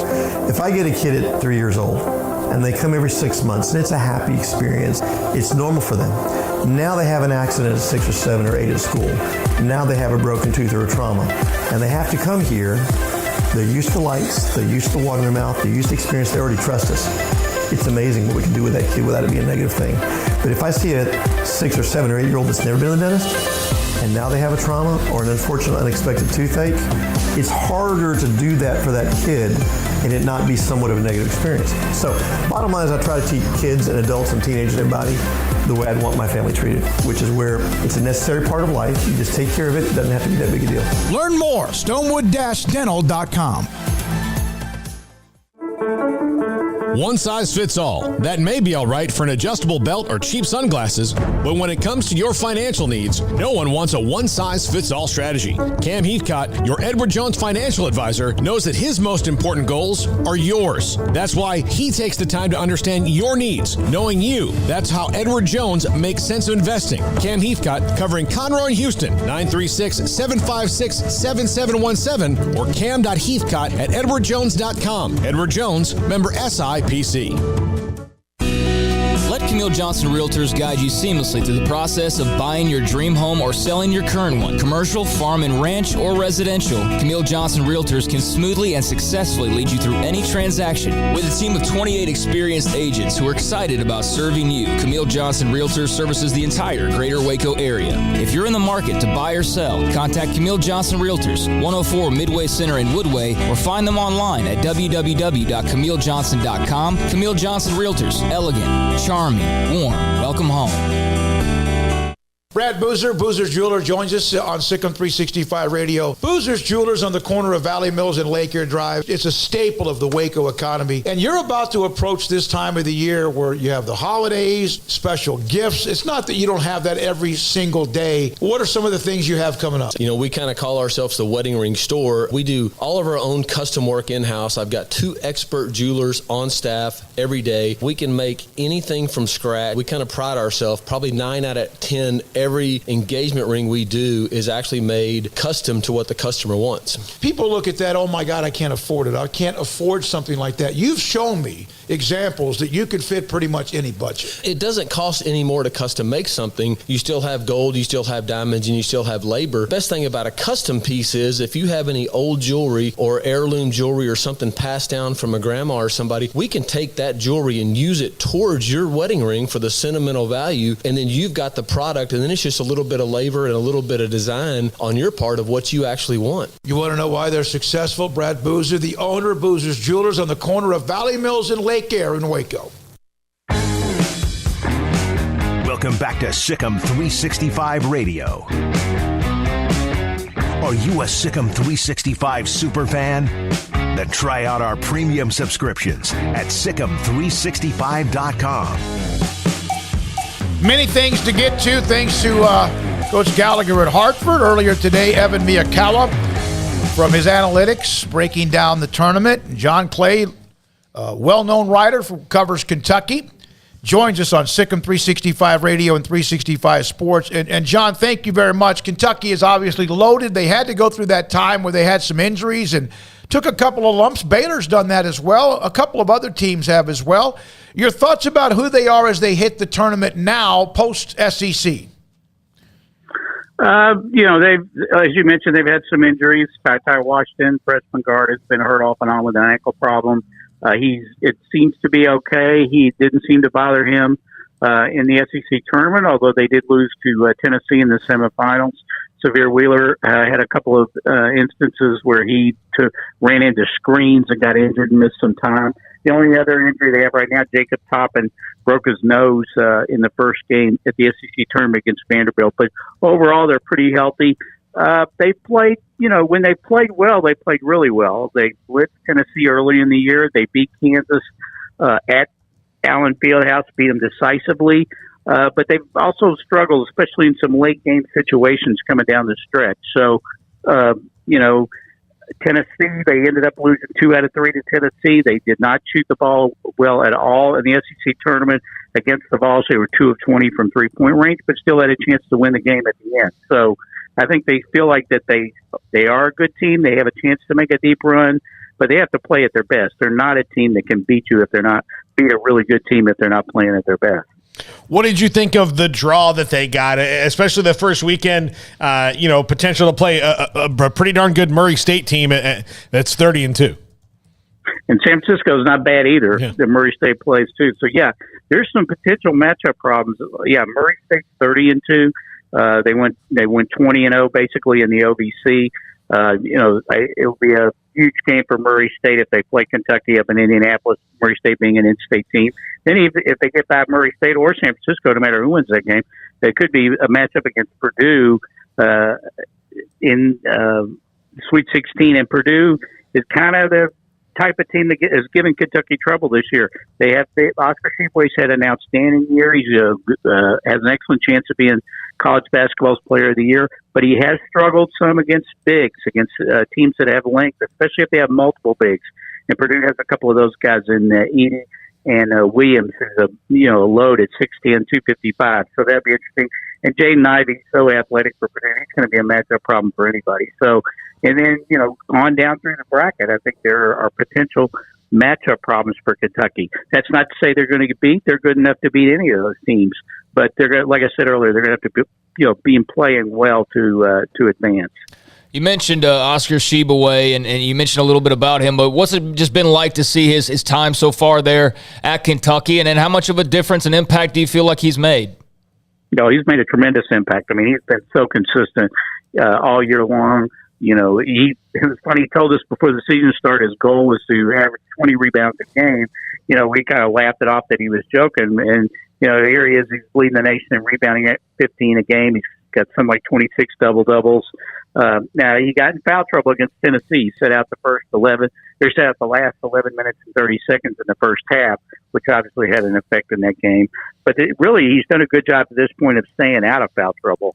But I think when Kentucky got him midway through last year, he didn't set out the rest of the season last year when he transferred from West Virginia. I think they felt like they had a good player, but I don't think anybody had any idea that he would have the type of season that he's had this year. Your thoughts about the region? You mentioned some of the teams, obviously. Then you look at the bluest of the blue bloods with UCLA, Kentucky, North Carolina, the defending national champions, and Baylor, and some of the other teams you mentioned.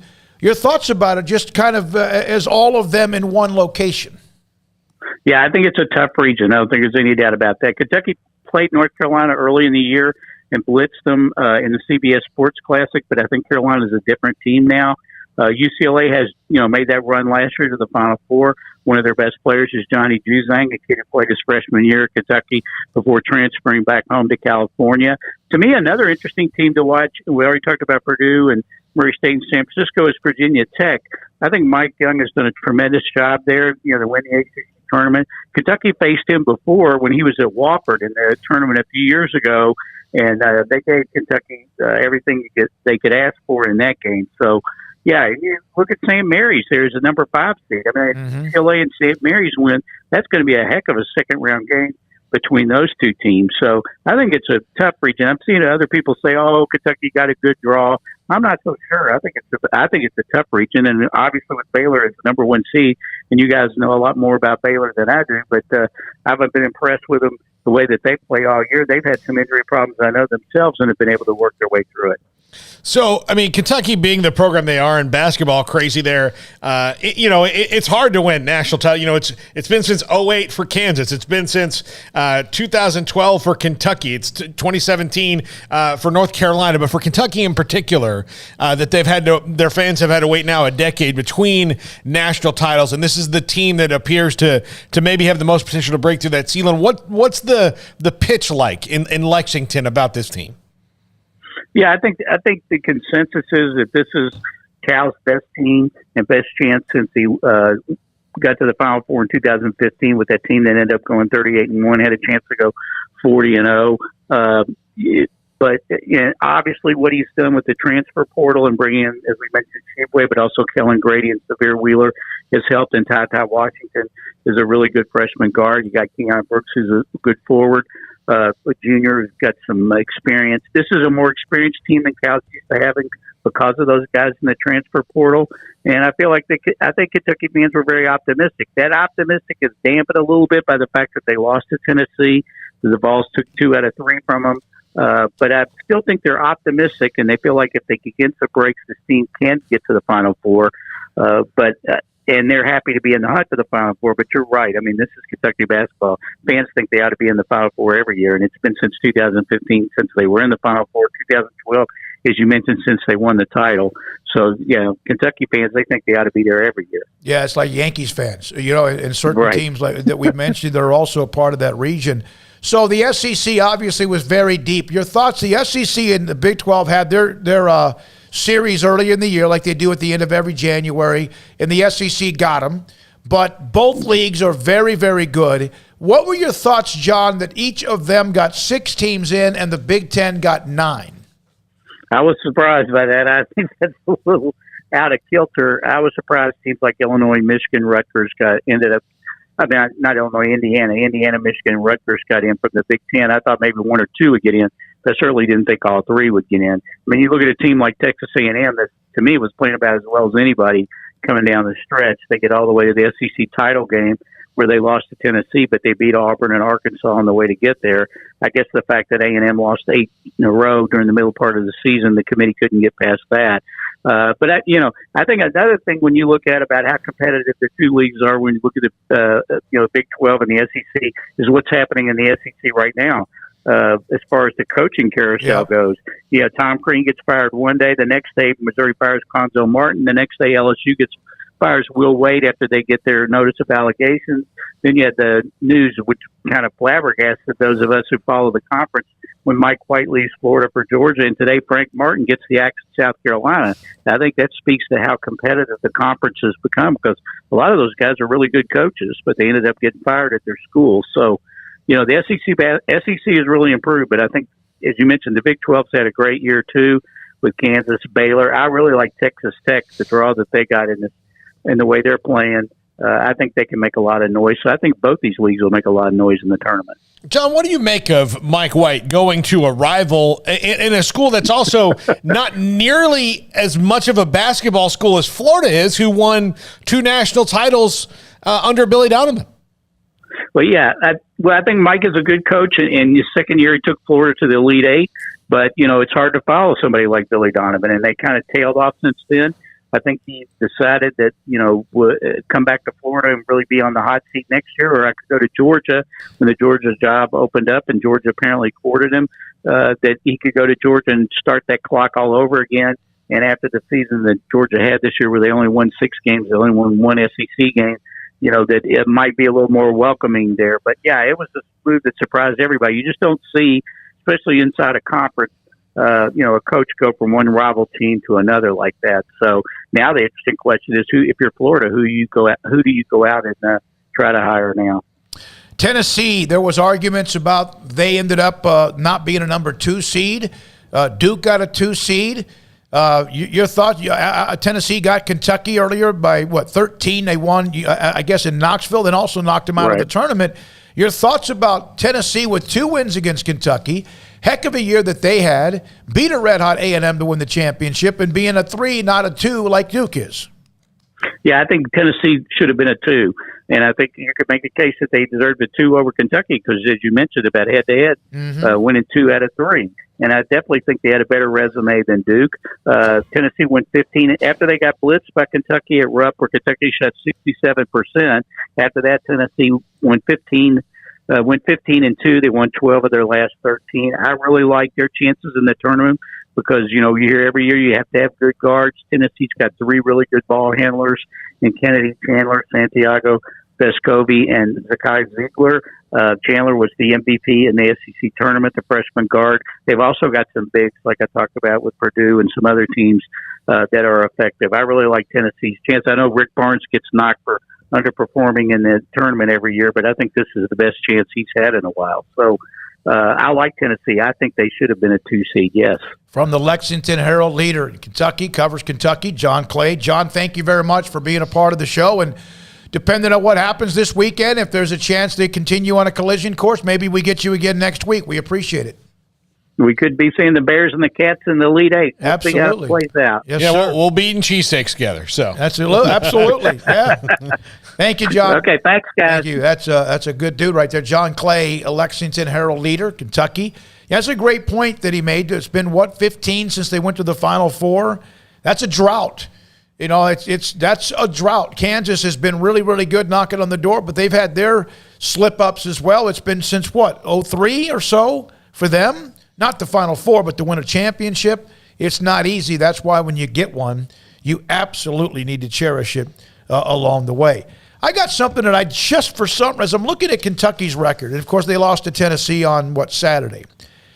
The following conferences are the only conferences among anyone that can make the NCAA tournament with 2 teams, not 3 or 4 or 5, because you've just had these tournaments so people get knocked out. Everyone's got a loss. Go look at the standings on ESPN or whatever site you go to. Everybody's got a loss, at least a 1-game losing streak. The Summit League, the Southwestern, which has Alcorn State, Texas Southern, etc., the Northeastern Conference, Mid-American, the American East, and the Ivy League have 2 teams that have won a game to end the year. Like the Ivy League, not everybody gets in that tournament. But so does the Big 12.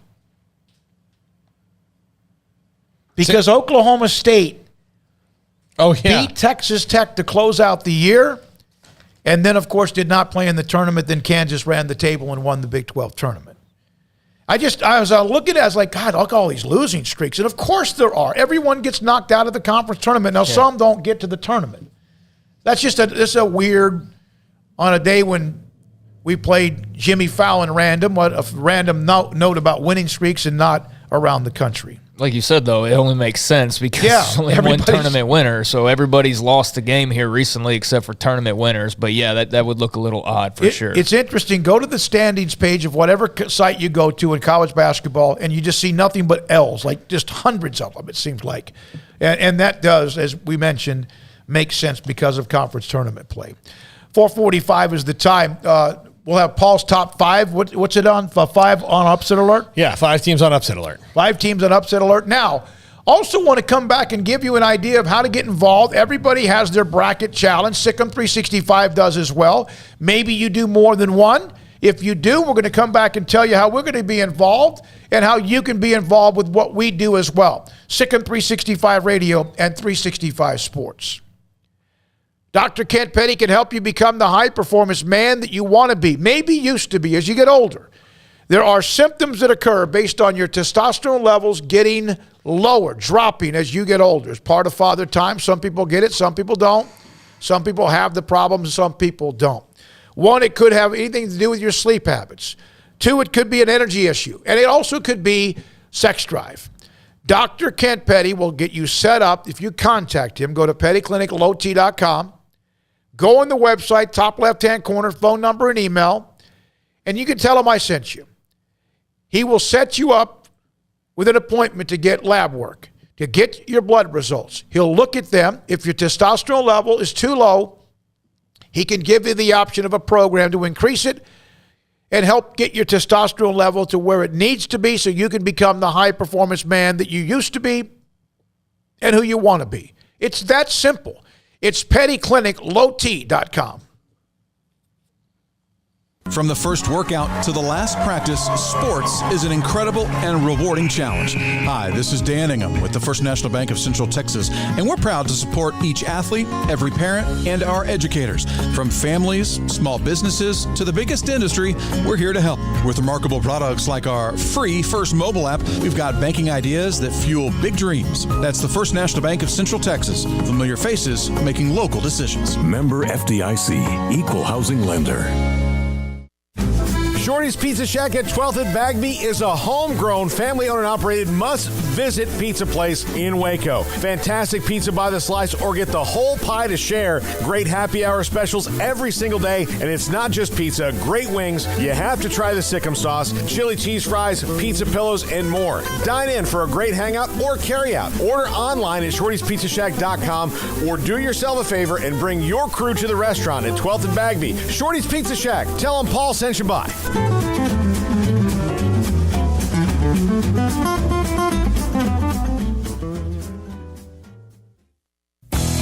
Three Nations Brewing Company has 16 different beers on draft with a new beer every Friday. It also offers 2 air-conditioned tap rooms, a large indoor beer hall, a second-floor mezzanine offering a great overview of the brewing company and equipment and patio where you can relax under the shade. Plus, you can now experience the new Three Nations Beer Garden Grill on our shaded patio with socially distanced seating for your enjoyment. Grab a cold beer and enjoy a bite from our freshly prepared and delicious menu. Street tacos, quesadillas, freshly cooked burgers and dogs and veggie burgers too. State Fair tornado fries, nachos, and so much more, all prepared and cooked on site. So come visit the award-winning Three Nations Brewing Company on East Vandergrift off I-35 in Carrollton. Cars priced right both day and night at Richard Car in Texas. Trucks built for you, red, white, and blue. At Richard Car in Texas. Cars that zoom with lots of room. At Richard Car in Texas.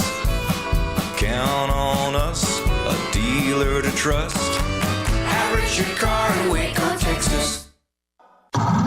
It's plain and simple. Waco Custom Marketplace is the one-stop shop for what you need for tailgating, from charcoal, cold beer, and wine.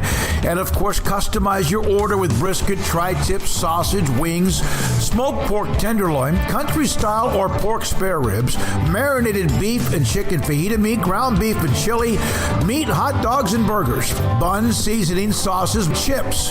There's fresh baked bread and kolaches every day, breakfast sausage links. And you can also customize your favorite cut of steaks from Select, Choice, or Prime, bacon wrapped fillets, ribeyes, New York strips, sirloin, T-bone, and porterhouse. Full service butcher shop includes pork, poultry, beef, chicken, and seafood, serving Waco restaurants and families since 1940. Your one-stop shop for beef, pork, poultry, and seafood needs. Waco Custom Marketplace, 425 Lake Air Drive, or WacoCustomMarketplace.com.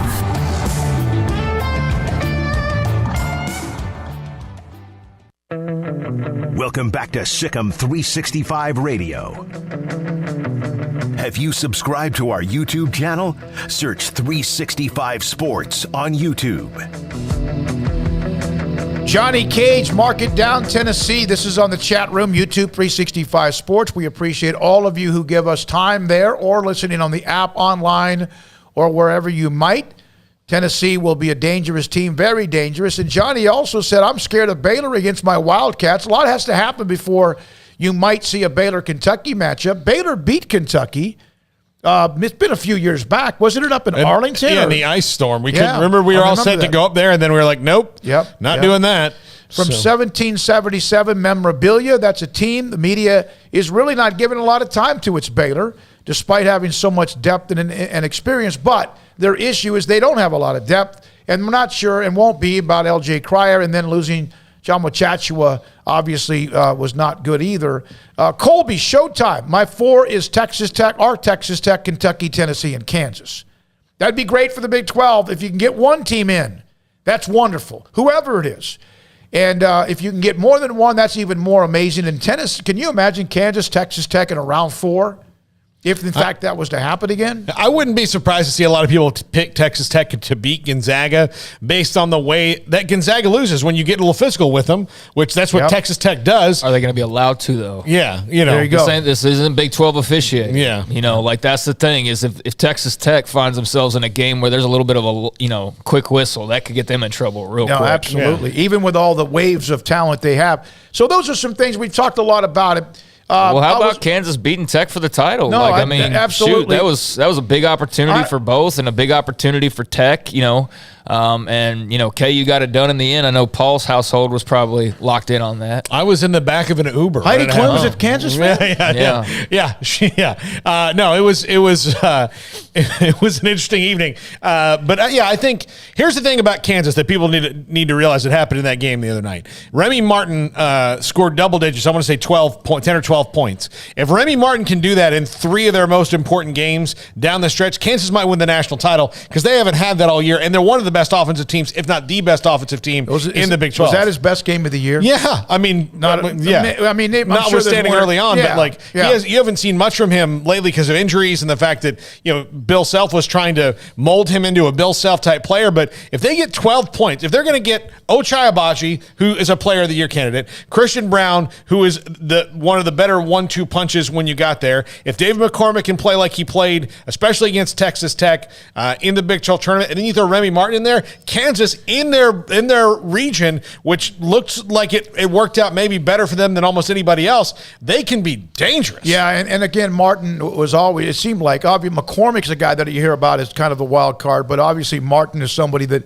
and Baylor took advantage of him. They took advantage of some of the guys on defense when they made their run to beat them coming back early and winning that game in Waco 80-70. A lot of the Kansas chatter was disappointment with some of the guards, including Remy Martin, as far as what Baylor did to him against on the defensive side of the floor, defensive end of the floor. Excuse me. Now, some other news that happened, and one of them is the fact that Tom Brady has announced that he's coming back. I actually was surprised. I'm probably one of the only people in America that I really thought when he stepped away, he was going to step away. So he's back. There's been some free agent news. Cowboys have had some news. Go ahead. There's been tons of news, outside of basketball, but I mean in the NFL especially. But yeah, Brady coming back. Very random to do it yesterday, unless there was some meaning behind it. All I know is free agency starting, I guess. Yeah, I mean, other than that, you waited until after the selection show was over. Yeah, but it still didn't prevent him from completely trumping everything Selection Sunday. I think he had quadruple the trending number than March Madness, shortly after March Madness announcements were made. So that kind of tells you his popularity levels. But excuse me, I'm not totally surprised by it. Felt like a little bit of an odd landing or an odd exit, just kind of the way that all wound down. And then you had Arians' comments and. I don't know. It sort of felt awkward. So it wasn't the smoothest exit, and to me that led me to believe that maybe there was a little bit of a crack in the door that he could in fact come back, because I just didn't feel, not that he's going to win a Super Bowl to retire, he's had that opportunity now multiple times, and maybe he'll get it again, but I don't think he has to have that type of a storybook ending to call it a career. I just think that felt probably kind of empty last year. So they're getting the gang back together. I'm sure it'll be a little bit different than it was, but that's huge for Tampa. I mean, obviously that's massive news, and I'm just curious to see how long he's going to play and continue to find the human body and what we expect quarterbacks to last in pro football, because he's ran right past it. Armstrong, I just sent a text. He's like Nolan Ryan pitching. Yeah. I just sent a text to the computer. This is Jimmy Traynor from Sports Illustrated, posted this scene from Seinfeld, which said that this is what he thought of. And it might be perfect when you think about Tom Brady. If you can get this, just let me know when you get this up and ready to go. One note about Brady. Okay, so he comes back. Everything shifts on who the favorites are. The Rams won it all. The Packers have Rodgers back, and there's a couple other teams that are still pretty good. Does that just shove down 14 other teams in the NFC? with Brady coming back to Tampa Bay. They've still got things they have to get better at. But they just got, Leonard Fournette's probably coming back. They just re-signed Ryan Jensen. Chris Godwin's Did you see thrilled. his tweet? I got to get some more baby powder. All that stuff. So, it's good news for them all the way around. It might get some of their guys back on discounted deals. This is Jimmy Traina. This is a scene from Seinfeld. This is apropos of Tom Brady retiring and then unretiring 6 weeks later. Marriage, family? Well, they're prisons. Man-made prisons. You're doing time. You get up in the morning, she's there. You go to sleep at night, she's there. It's like you got to ask permission to use the bathroom. Is it all right if I use the bathroom? Really? Yeah, and you can forget about watching TV while you're eating. I can? Oh, yeah. You know why? Because it's dinner time. And you know what you do at dinner? What? You talk about your day. How was your day today? Did you have a good day today or a bad day today? Well, what kind of day was it? Well, I don't know. How about you? How was your day? Boy, it's sad, Jerry. It's a sad state of affairs. I'm glad we had this talk. Oh, you have no idea. Yeah, there was a lot of people. I love Seinfeld, and that's a great comparison because there were a lot of people pointing to, well, he had to actually be at home for a little while, and he's already gotten tired of it, and now he's realized, like, I don't think this is actually what I want to do. I will say, as a unmarried person, boy, American media really makes me want to rush to the altar. Let me tell you, everything you hear about marriage is the most negative thing in the world. But that is funny, and that's a great comparison.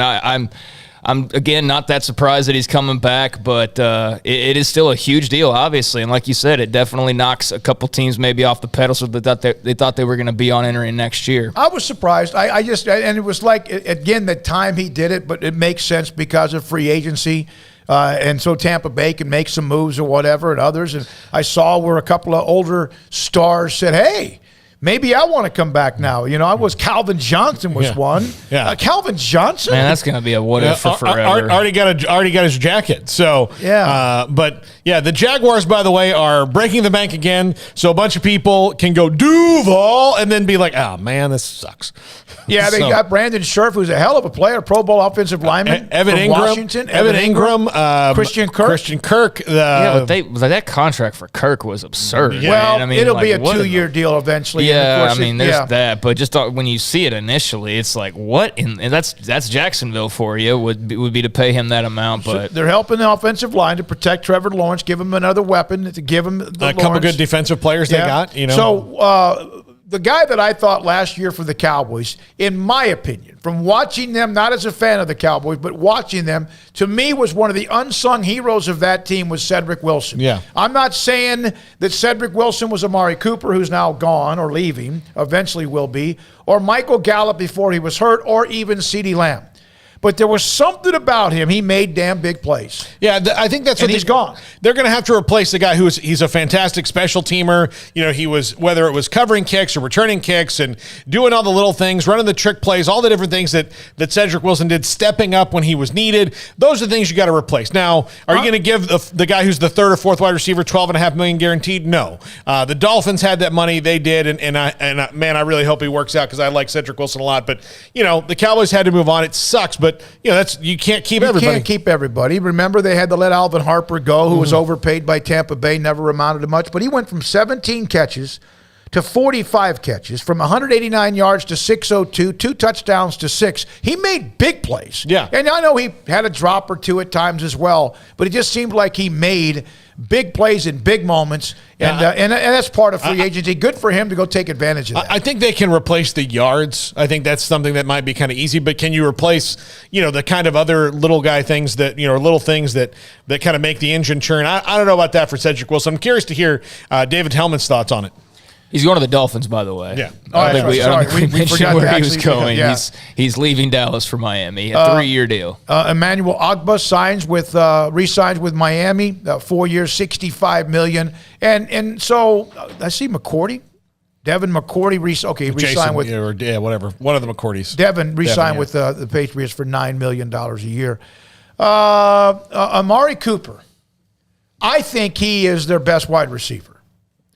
But They have to make decisions on Cooper and Lyle Collins, among some others, and they appear to be doing that based on what either the chatter is or what actually has happened. Yeah. Because again, when they signed Dak to that deal, one of the things you have to do, no matter, even if he was to play to that contract, that's what happened. Seattle had to do it when Russell Wilson finally got his money, and other teams, when their young quarterbacks are going to get paid, have to do it as well. Lyle Collins hasn't done anything for them for 2 years. Well, I think he's in the F around and find out category of the Cowboys this year, where, Jerry that's a very comfortable place to be in Frisco at the Star. It's very comfortable, but if you start doing things that irk Jerry, look, Amari Cooper and missing 2 games last year because of COVID, I think irked Jerry a little bit because he was very adamant about his team being 100%. And this is the thing, whether that's, I'm not trying to rehash that whole national argument, but for Jerry Jones, who was very adamant about his team being at 100%, and the guy who wasn't vaccinated was one of his best players, that will irk him because he was adamant about that whole thing about vaccinations. That will irk him. I don't think that's the biggest deal with Amari Cooper. It was $20 million guaranteed, and they just couldn't do it, and they built the contract to do what they did. He lived up to what they paid for him, which was a first-round pick. And I'm going to Cleveland. That's 50-50 on whether that's going to be worth it for them or not. Yeah, because that's just the kind of deal that they would sign where, a star goes there for big money and then just flails out because it's Cleveland. We'll see what happens, obviously. But that could just as easily happen as him go there and be some big megastar. Look, and I did you'll see we have a new feature going to be on our Cowboys channel, Catalina's Cowboy Corner. I did one on this that'll be out probably later today or tomorrow. But it's saving money, and for Cleveland, you make the deal because you guarantee to keep him out of the market for other teams, which there would have been. And the Cowboys, for them, look, they get a 5th and 6th round pick for a guy that they were going to have to release if they didn't completely. Get it. So get something for it. Hassan Reddick, this has to hurt Matt Rule. He played for him at Temple and also with Carolina. Signs a 3-year, $45 million deal, $30 million guaranteed with Philadelphia. So he's in the NFC East as well. There's a few others, but I know we got to take a break. When we come back, we'll hear what David Hellman has to say about this. David Hellman, DallasCowboys.com, Sikkim, 365 Radio, and 365 Sports. I just went on their Instagram feed. I don't have Instagram, but I went on their feed where I can at least look at the picture. 30-pound sacks of live crawfish. It was $4.50 a couple of weeks ago for a pound. Then it went to $4.25. Last week it was $3.99 a pound. Unlike gas, it's dropping. So live crawfish, 30-pound sacks of live crawfish at Waco Custom Marketplace, and that number can fluctuate per pound. And how about having a crawfish boil right around the corner, perhaps this weekend or sometime soon? You can order your 30-pound sacks of live crawfish by 4 o'clock on Wednesday. Actually, by 6 o'clock, close the business on Wednesday, and pick it up whenever you want, anytime after 4 o'clock on Friday at their location at 425 Lake Air Drive in Waco. And again, you can pick it up on Saturday if you can't get it there on Friday. They have a bakery and butcher shop, full throttle.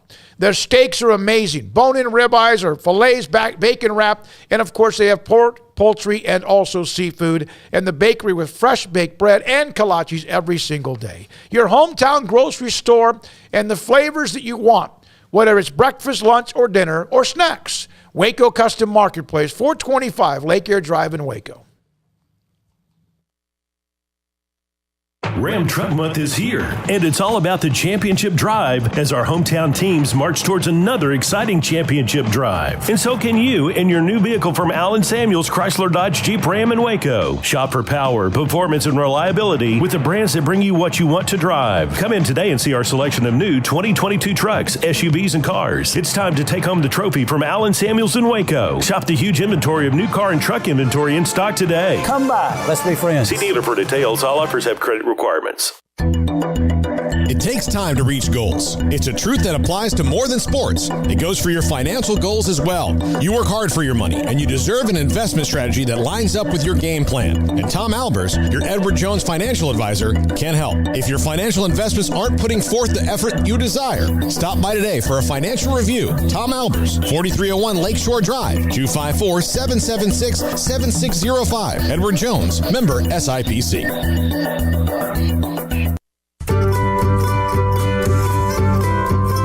You want to to know why Stonewood Dental is so successful? Listen to what happy customers have to say. Pleasant. It's different than any other dentist office. I really feel like they care. And it's not that you're here for 2 hours waiting on someone to take care of you. It's quick and easy, and I bring my kids, and my kids love being here too. They really love the treasure box. Staff is really nice and accommodating, real friendly. You feel more like home. It's not sterile looking. Everybody has their own personalized rooms with decorations and decor, and they'll even have a blanket for you when it's cold. I've recommended people to actually come here, and they are patients now. I really love it here. It feels like family. Learn more, stonewood-dental.com.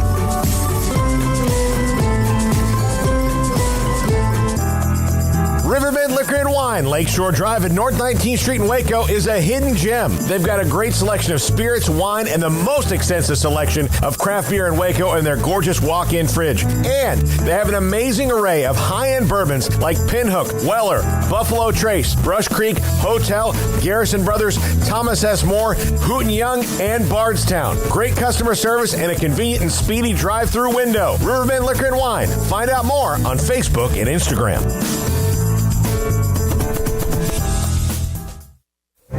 Stepping into a new pair of boots is great, but stepping into the boots of a U.S. Army officer can also add confidence and leadership skills to your son or daughter's career path. There are more than 150 occupational specialties to help them find the best fit for their future. See all the things your son or daughter can achieve in our boots at GoArmy.com. U.S. Army Waco Recruiting Company, 254-598-8131 or 254-776-1543. With so many companies and policies out there, it gets so confusing shopping for insurance, and I never know if I'm getting the policy that's right for me. Luckily, I met the team at the Niche Group Insurance Agency. With the Niche Group, you can go to one company and get access to coverage options from many insurance carriers, and you get to speak to a real person about your specific coverage needs. With the Niche Group, I know I'm getting the right coverage at the right price. If you need insurance, talk to the experts at the Niche Group at 1-800-258-8302. Welcome back to Sikkim 365 Radio.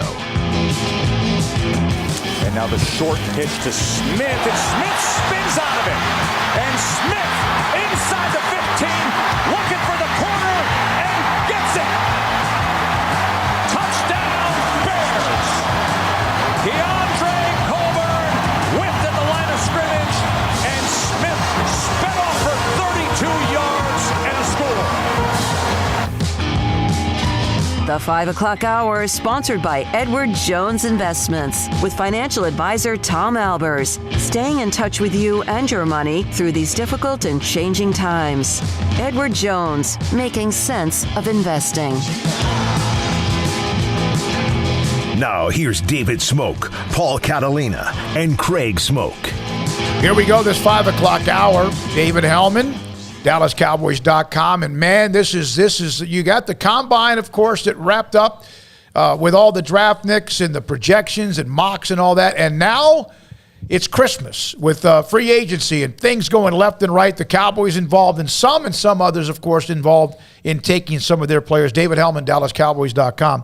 So, David, anything in particular in the last day or two that is the Cowboys, Cedric Wilson to the Dolphins, good for him. He's going to make money out of that. What are your thoughts about what they might be able to get for La'el Collins, who hasn't really done much in a couple of years? Yeah, I think that's probably the last big domino that's sitting there. Obviously, they traded Amari Cooper over the weekend. They got the deal done with Michael Gallup that we've been talking about for a few weeks at this point.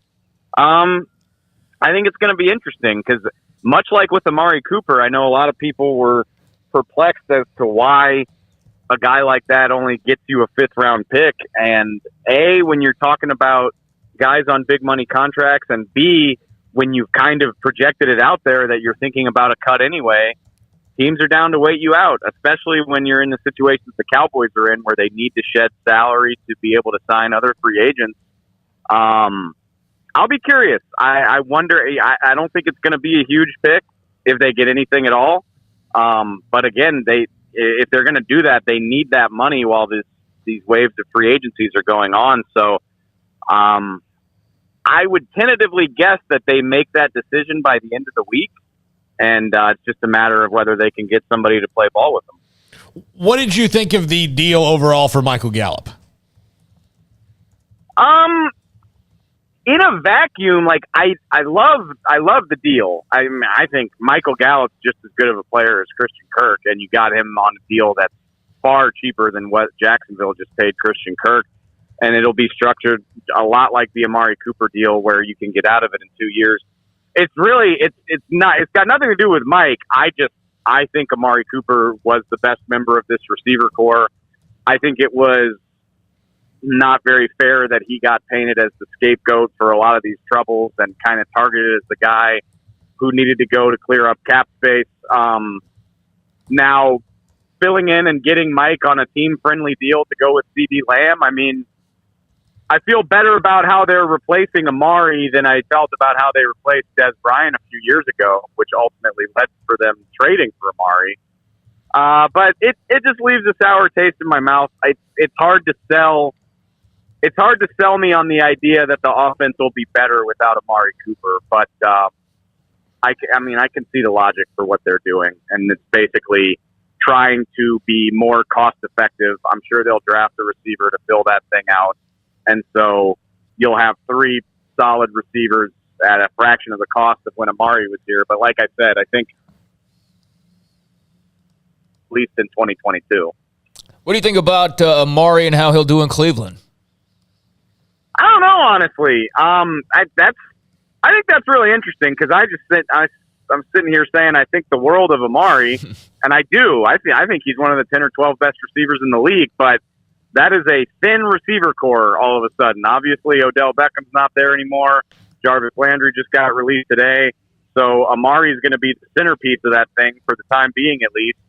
And oh, by the way, Baker Mayfield has struggled. I know he was hurt last year, but that was the whole thing in the first place, was that he couldn't get on the same page with his receivers. So now you go there to try to resuscitate Baker's stock, and you're playing outdoors in the AFC North. Amari, if you go back a couple years, he famously struggled in road games here for the Cowboys. So I'm hoping for the best for him. I'm gonna be very sad for Amari if we're sitting here talking about the fact that he's struggling, because I don't think. It's certainly not the friendliest situation that I could think of for him, but Kevin Stefanski's a good offensive coach, so hopefully they'll find a way to feature him and get him some touches. What do you think about that? I mean, they can replace Cedric Wilson's yards and there are things, but replacing all the other little things he did is probably going to be maybe even more difficult for them, won't it? I mean, I would hope that's what your scouting department is for. Cedric Wilson, y'all said it yourself. I'm so happy that he managed to get that payday. I mean, to get $12 million guaranteed dollars as a 6th-round draft pick who missed his rookie season due to injury. I mean, that's just incredible. But that's what you're supposed to do. You're supposed to hit on those types of picks, groom them into good players, and then find their replacements for cheap. Cedric was very, very useful for a variety of reasons. His quarterback history, obviously, he was able to throw the ball. He was able to do trick plays and things like that. And I don't want to diminish anything from him, but those guys exist. Every year those guys exist. I mean, CJ Goodwin is their top special teamer. He played quarterback in high school. He can do things like that. Tony Pollard is a guy that can wear 9 different hats if you want him to. I put it on your coaching staff and your scouting staff to identify those guys and develop them. Like I said, I'm real happy for Ced. But that is the natural progression of things. Is you say, all right, man, go get the bag, and we'll develop the next guy that we use a 6th-round pick on. So I mentioned Tony Pollard. I mentioned C.J. Goodwin. There's probably some other guys here that can do that. And if there's not, well, that's why you have draft picks. David, any thoughts at all on the release of Greg Zuerlein, also Blake Jarwin? Man, I feel for Blake in a big way. I don't want to write him off because obviously, pro athletes, they're very competitive, driven people. They have chips on their shoulder. But I mean, from everything I understand, I mean, this is a big deal injury for Blake Jarwin. It's from everything I've heard, it's not going to be one that's easy to come back and play pro football at a high level.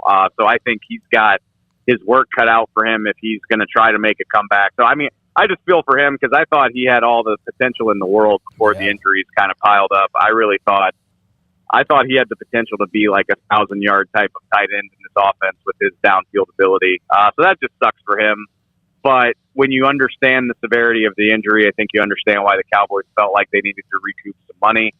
And then Zuerlein, I'm encouraged because, I mean, he struggled last year. There's no way around it. He wasn't up to snuff. But he also had the relationship with John Fossil, the special teams coordinator. You know how coaches tend to be fiercely loyal to their guys. So I thought he might get another year because of that relationship with Fossil. So I was impressed that the Cowboys recognized the problem spot and did something about it, because I wouldn't have been surprised to see them try to make it work for another year. And hey, you got an extra 5th-round pick for trading Amari. I would turn around and try to use that on a kicker if it were up to me. So what were the things Amari did besides clutch? And he was their best receiver. I know CD was flashy. You know, Gallup made big plays. But was he the heart and soul of the receiving core? And is he going to be missed more than maybe some people who think CD Lamb is the next version of Jerry Rice? So it's funny. I think that's a lot of the reason. Not a lot. All these things go hand in hand. I always say it's like a snowball effect. Like, you start out with the money, then you look at the stats. Are the stats up to snuff with the money? And then if that's not the case, now you start looking at other things. And so, I mean, I think Amari was a great teammate, but people are always looking for those alpha mentalities. I think it's ironic. Like, Amari got a lot of credit for being this quiet, understated guy who didn't really ruffle a lot of feathers. But when your offense is struggling and when you're looking for somebody to step up, I think that factors into it, that they're like, oh, this isn't the right mesh from a teamwork perspective, from a personality perspective. Me personally, I think Amari Cooper is one of the best route runners in the NFL. He can play inside, he can play outside. His route tree is incredible. He makes life easy on quarterbacks because he just gives you separation. That's what I think he brings to the table. And I think, you know, the Cowboys deserve plenty of criticism for not finding more ways to get him involved. I don't think he dropped off at all. But going back to your point about heart and soul, I think if anything, the Cowboys are probably hedging their bet, like, hey, you know, CD can step into this vacuum and become that guy. Maybe he needs more elbow room. Like, maybe having a receiver of Amari's caliber is taking away from what CD is able to do. And that's what they're going to bank on. I think, you know, Michael Gallup is kind of an understated personality as well. And, you know, I think their philosophy is probably, Mike's got no problem being a number 2. He doesn't mind that at all. CD can step up and be our alpha dog number 1 receiver, and we'll draft somebody to fill in as the third guy who cleans up behind him. And it's going to be really interesting to see how well they offset it, because I think CD has all the potential in the world, but I don't think he hasn't lived up to that billing yet. I mean, we're not talking about CD Lamb as one of the 10 or 12 best receivers in football right now. I do think Amari is one. So it'll be interesting to see how that pans out, because I think it's going to play out in front of us just how right or wrong they were. I think we're going to see it pretty quickly. David, do you get any sense that any of these moves will help them retain a Randy Gregory, or is that maybe now? I mean, you're looking at the way that they're kind of moving on. Those ships might sail this week. So, and that goes back to the Lyle thing. I think that's why whatever's going to happen there probably needs to happen like this week, because I think the Cowboys will start getting active toward the end of the week and into next week. And I think what's happening right now is, I don't think they want to be market setters for anybody. I think whether it's Randy Gregory, whether it's Jaron Kearse, Leighton Vander Esch, I assume Connor Williams is moving on no matter what, but I'll just throw him in there anyway. But I think the Cowboys would prefer those guys get an offer and bring it to them, and then they try to work with them, whereas as opposed to the Cowboys saying, we'll just give you this number without even seeing what anybody else wants to give you. So I think the Cowboys are kind of hoping that some of these guys don't have as robust a market as they're hoping for, and they can get them back under contract. But yeah, that's why you might see a Lyle cut or a Lyle trade, is to free up that extra money so that when they are ready to do these deals, they have the money to do it. And so, I mean, these things are always tough to predict, but like I said, I think they'll start to get a little bit more active toward the second half of the week. And then when you're talking about bringing in outside free agents, not anybody crazy big, but, they always sign 3 or 4 guys every year. I think you'll start to see that like next week and the week after that. David, we were so close to seeing what the NFL was going to be like without Tom Brady. At least it looked that way, but he is now back after his announcement yesterday and back in Tampa. Just in terms of kind of how that stacks up the NFC East, your thoughts on that, and were you surprised at all that he's coming back? I wasn't surprised. I had heard enough like rumblings around the NFL that maybe he wasn't as done as he said he was. I really just wish, like, can we get a break on weekends in the off season? Like, for real, I'm trying to enjoy a crawfish boil on Saturday when they trade Amari, and then I'm at dinner with some friends last night when Gallup signs and Brady announces he's coming back. I'm like, come on, like, why does it always have to be when I'm trying to have life? But no, it's ironic because I criticized the Cowboys a little bit last week because I'm like, Russell Wilson is no longer in the conference. Tom Brady's gone. You look around the league and you got Rodgers in Green Bay and Stafford in LA, and those are like the only 2 teams that definitively look like they've got a better quarterback situation than Dallas. And maybe Dallas should be trying to be a little bit more aggressive. And then lo and behold, 5 days later, Tom's back and Tampa looks like a problem again. So, that's why the off season is so long. You got to have plenty of time to figure out what it's going to look like. So, yeah, all of a sudden, I'm stealing this talking point from my buddy Rob Phillips, but there was a chance you were going to get Green Bay without Rodgers and Tampa without Brady, and now they're both back. So, the schedule's back to looking like a beast again after a blink of an eye without Tom Brady. So, David, what you're saying is if you were in your house staring at the wall for hours on end, nothing's going to happen. There's no doubt in my dude. I've been sitting since the legal tampering window opened at 11. I've been sitting at my laptop like ready to write, just waiting on something to happen. I mean, there've been Cedric Wilson left and they've re-signed Jake McQuaid, but like nothing crazy happened. And now I'm sitting in traffic in North Dallas right now. I promise you, before I get home, something's going to pop. That's just how it works. So yeah, when that happens, you can thank me or blame me. You said that all this happens when you're trying to enjoy yourself. I thought that happened 24/7 with you. Oh, me enjoying myself? Yeah. I mean, I try to strike a balance. Hey, and I mean, in the off season, I don't get weekends in football season. So I try to take advantage of every minute in the off season. And of course, the league just won't let me have that. But yeah, I mean, you're not wrong. I definitely, I go by the work hard, play hard mentality for sure. Thank you very much, David. Great to have you. David Hellman, Thanks, Mondays in the 5 o'clock hour, and just the way he discusses things, appreciate him. Yeah, I'm really curious to see what the Cowboys' plan is because they obviously can't just turn around and release guys and then this isn't releasing guys to sign new guys. This is releasing guys to get under the cap and make things work. Okay. So how come Green Bay was like over the cap, perhaps like more than anybody else in America, and yet they give Rodgers $50 million a year, and I know some of the money's funny money and restructure, and then Devontae Adams franchise tag, and he's not going to play for that. He's going to want something different, so they're going to have to pay him for that. That's another big upfront. Maybe they can then spread it out with whatever they give him. Packers were like, it's stuck.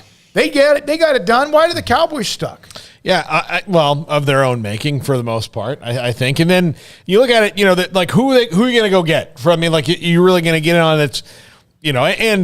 Jacksonville's spending a bunch of money because they have a bunch of money because nothing ever works out for them. So, they have to let guys walk, and then they have salary cap room. So that's how Jacksonville works out. And the guys don't get to their second contract there because they suck at drafting people. So they're never in salary cap jail because their draft picks all fail. But the Cowboys have draft picks that actually work out to some level that other people want to sign when they're free agents, and they have to, they're stuck in this middle of the pack thing. Now, Todd Archer did predict on ESPN.com that the Cowboys would sign Von Miller, which if it was a trade off of not signing Randy Gregory and signing Von Miller, I think even the most ardent Randy Gregory supporters would be like, yeah, give us Von Miller. Absolutely. So, no, absolutely. But I didn't even hear that. I didn't know. He did an article on ESPN.com where they had everybody kind of predict out free agency, and the numbers for Von Miller and the Cowboys could work if Von is going to do this kind of hit and run assassin thing like he could do towards the end of his career. He's 33, so it's not going to be any kind of long-term deal. Now, it looked like a big one. It looked like 5 years, $90 million, and it's 2 years, $29 or something like that. But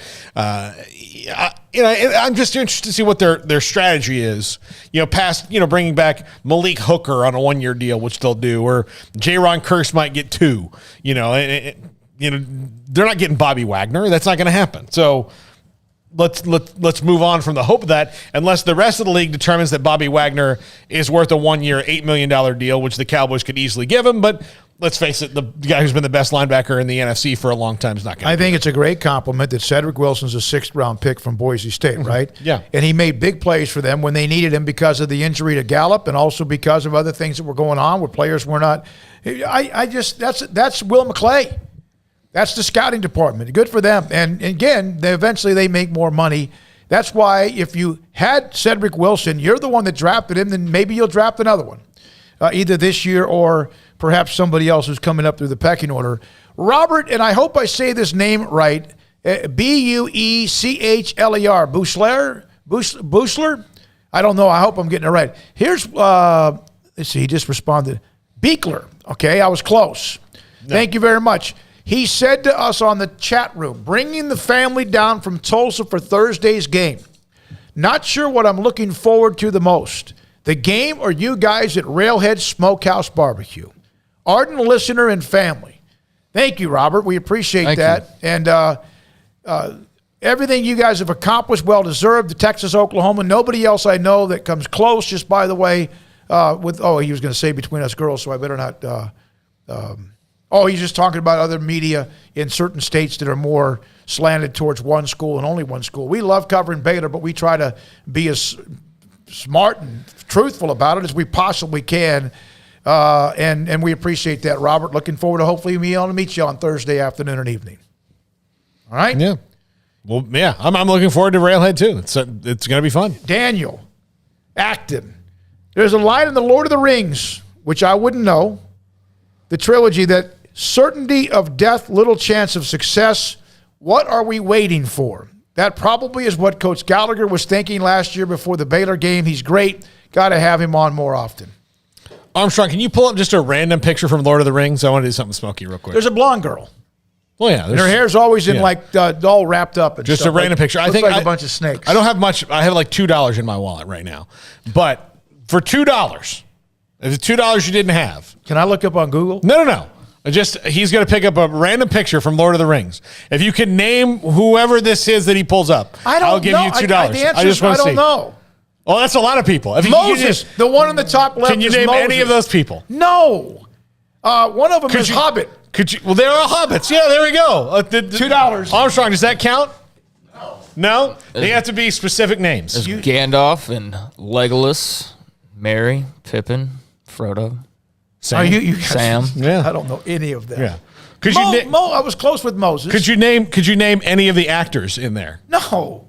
There's 3 of them that are super famous. The one on the top left, I think I know his name, but I can't. Again, you know how I am. Yeah, I know. This is not fair. I know it's not, but Armstrong said you don't get your $2, but congratulations on the Hobbits thing.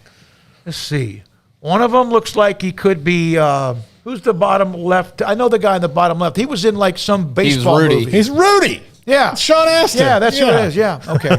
All right. Okay. All right. It's 5:30 when we come back. What is it about, and the text line open, what is it now about so many, we've mentioned this, fights in the stands? I have a video that it happened to pop up on my timeline of a couple of parents at a hockey game going at it after one of them was screaming at either his son, his stepson, or somebody else's son. And both these guys got arrested. We'll have that among many other things to get to, including the start of March Madness, NFL, baseball news, and more. 254-339-1122, Sikkim, 365 Radio. Alan Samuels, Dodge, Chrysler, Jeep, Ram, Fiat, March. Well, the championship drive, like the Baylor Bears, winning it all almost a year ago, continues for them. Both teams were in the tournament. One a 1 seed, one is a 2 seed. At Alan Samuels, they have a lot of elite seeds, number 1 seed cars, trucks, SUVs. Right now, a huge new car and truck inventory in stock. Shop for power, performance, reliability. The 2022 Ram 1500 Lone Star Quad Cab. Total values of $8,500, or get $3,000 bonus cash and 2.9% for 72 months. Check out the 2022 Wagoner Series 2 and 3, 2.9% financing for 72 months, plus $1,500 of bonus cash. First responders on either one of what I just mentioned get extra $500 in savings, and thank you for helping do the things you do as a first responder. The Jeep Grand Cherokee L, the Wagoneer, some of the newest styles, sure to deliver style, dependability, toughness, and more for you and your family. Alan Samuels, Dodge, Chrysler, Jeep, Ram, Fiat, the Loop 340 east of 84 in Waco. Baylor University is where lights shine bright. So, let there be light. Let there be roommates and teammates, scholarship and championships. Let there be fresh starts and new traditions, fast friendships and lasting impacts. Let there be laughter. Let there be joy. Let there be light.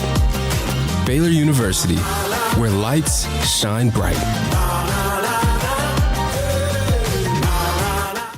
Brad Boozer, Boozer's Jeweler, joins us on Sikkim 365 Radio. I've seen people walk in there. First of all, you have so much to show, whether necklaces, bracelets, rings. You have the watches. You have numerous great watches as well. You really have pretty much everything, don't you, when it comes to jewelry? That's correct. Kind of a one-stop shop and all. And the fact that we have the 2 jewelers on staff, the repairs we can do, the fixing of your jewelry, and the remaking of any jewelry has really set us apart from anybody else. You want to know why they're successful? Brad Boozer, the owner of Boozer's Jewelers on the corner of Valley Mills and Lake Air in Waco. Texas Farm Bureau Insurance has protected fellow Texans with auto, home, health, and life insurance since 1952. With more than 260,000 square miles of land and 27 million people, that's a lot to cover. Whether you're wrangling cattle or wrangling kids, we're proud to protect Texans in all Texan ways of life. Stop by and see our agents at one of our 3 McLennan County locations. Coverage and discounts are subject to qualifications and policy terms and may vary by situation. Did you know that 1 out of every 4 men have symptomatic low levels of testosterone and don't even know it? And if you think you're too young to worry about it, guess again. Low T levels can make you feel tired and grumpy, cause weight gain, and wreak havoc on your sexual desire and performance. Petty Clinic Low T can set up same-day blood screening and results, so if you're tired of being tired, I challenge you to man up and Google search Low T Waco or go online pettycliniclowt.com. It's a private clinic with an atmosphere catering to men. Affordable, only $150 a month, includes lab work, office consultation, testosterone injections, follow-up visits compared to $395 a month in Dallas or Austin, and you don't have to fight the traffic. Petty Clinic Low T as board-certified physician consultations will provide the best form of brand-strength testosterone available. Contact Petty Clinic Low T today, just off Highway 84 and Old Hewitt Drive in Woodway. Petty Clinic Low T, helping men become the high-performance men they deserve to be. PettyClinicLowT.com or Google search Low T Waco. How did Edward Jones become one of the biggest financial service companies in the world? By not acting that way. Financial strategies, one-on-one advice, it's a big difference. And that's why Brad Wilson, your Edward Jones financial advisor, makes sense of investing. Experience the difference for yourself. Brad Wilson, 250 Sharon Drive in Woodway, 254-776-4337. Edward Jones, member SIPC. There are 20 26 letters in the alphabet, over 600,000 words in the dictionary, and just 3 of them said together can change everything. Let's order pizza. Those 3 words lead to dough made from scratch and 3 fresh signature cheeses that blanket golden crust in a heavenly melt on Marco's Pizza that'll blow your mind. So visit marcos.com to order and stop by Marco's Pizza in Belmead, China Spring, Woodway, and soon to open in Robinson. Marco's. Pizza lovers get it.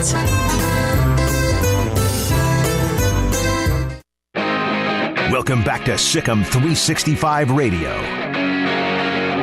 The 5 o'clock hour is sponsored by Edward Jones Investments with financial advisor Tom Albers, staying in touch with you and your money through these difficult and changing times.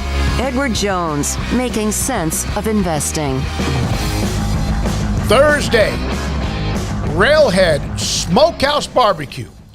Thanks to Charlie Guerin, the owner. He's been fantastic. I had a chance to visit with him on the phone last night. We will be there for the show on Thursday, which starts at 3, which is about the time Baylor and Norfolk State will be done. At Dickies Arena, which is less than 10 blocks away, 0.8 miles is how close it is to the arena on Montgomery Street in Fort Worth. We'll be there for Thursday, and hopefully you can drop by. And this is a place that normally, and I'll tell you this, they host TCU coaches shows. Wednesday, their new baseball coach is one of the guys who's a guest there, and they've had football, whatever. And so when I called him, and Brian Estridge said, hey, you need to check Railhead Smokehouse Barbecue. They host the TCU coaches shows. You never know what you're going to get. He could not have been more excited about being there, us being there. So we'll have fun. Looking forward to it Thursday, 3 to 6 at Railhead Smokehouse Barbecue. And then hopefully back on Saturday for whatever we do pregame and also postgame, depending on the tip. If they play at 1 Thursday, will they play early afternoon or could they be evening on Saturday? It just depends on everything else that happens. Yeah, I'm really glad that I do not have to schedule broadcasts anymore, because that was a nightmare of being in a different city, waiting. Okay, they win. All right, now I have to wait almost 24 hours before I can tell the people that worked with us, hey, this is when you're going to be working. And this is what we have to do to move things around. I've not missed 1 second of that. The good news is if you did that, and the women play Friday, Sunday, yeah, and the men play Thursday, Saturday, so there's no conflict there. Now, this is a random deal. Harmer Township, Pennsylvania. Police say charges are pending after a fight between parents and a Shaler hockey player in the stands. Now, this is not real long. It goes on for a little bit. Here's the video from, this seems to be, I guess, either before or after the game.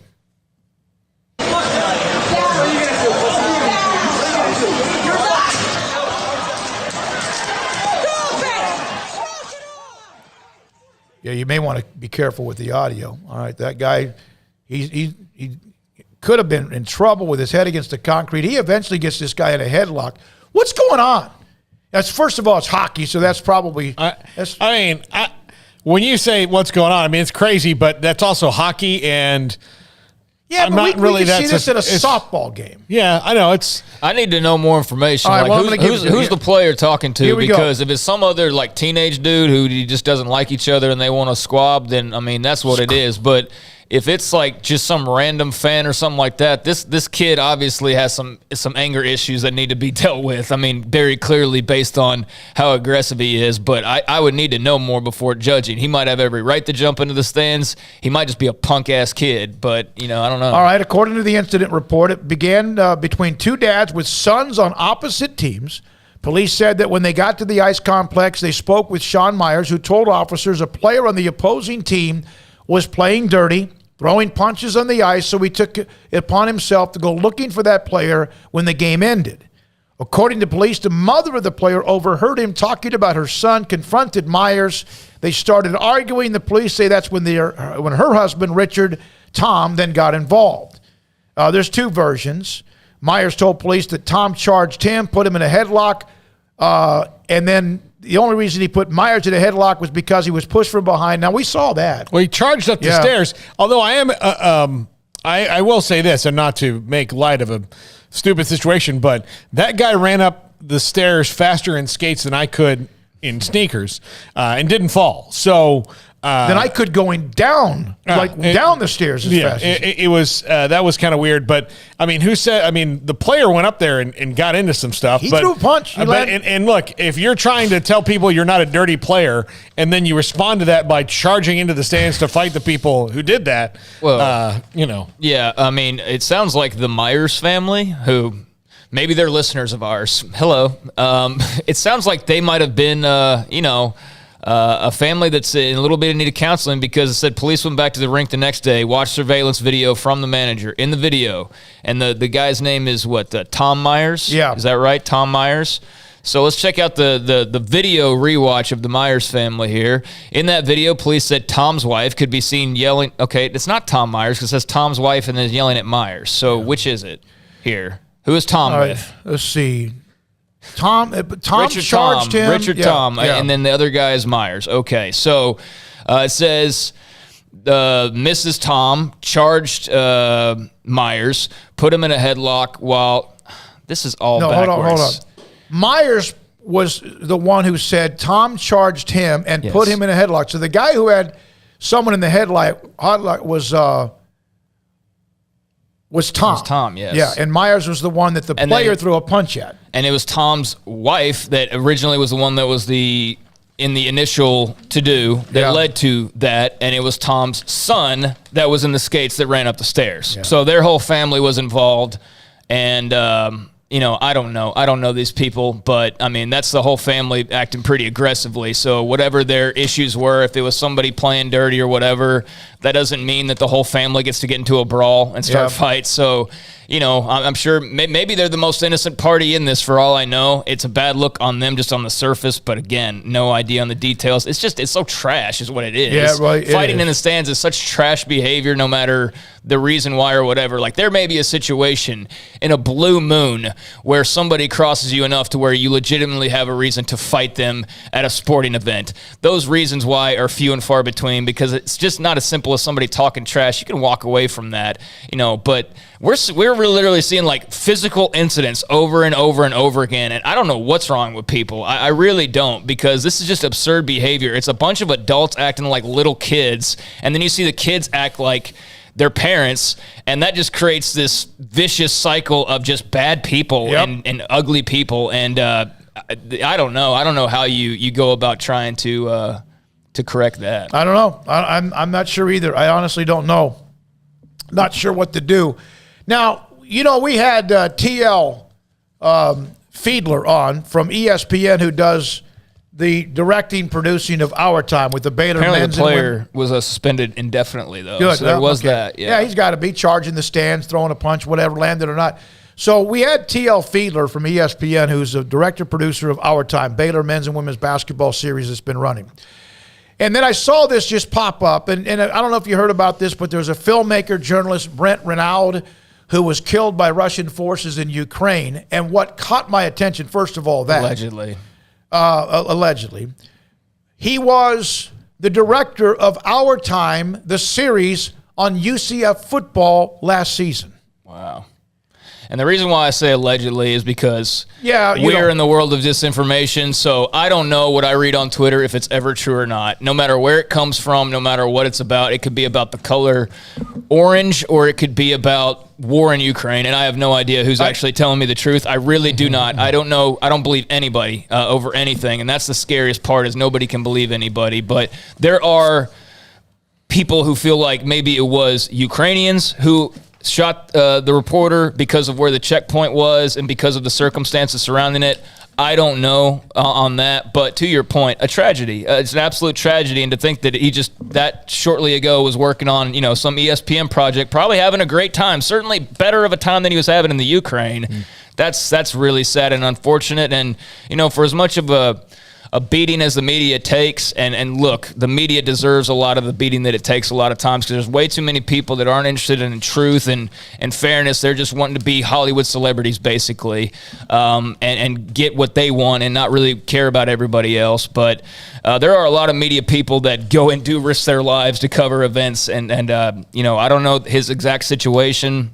But that's a shame. So we're That working really for the is. AP. So it But was really tragic. that's why, because you never know. You know somebody, then they may be going to do something else. And TL was in our studio along with the staff that's along with her, the photographers and cinematographers, whatever you want to call them.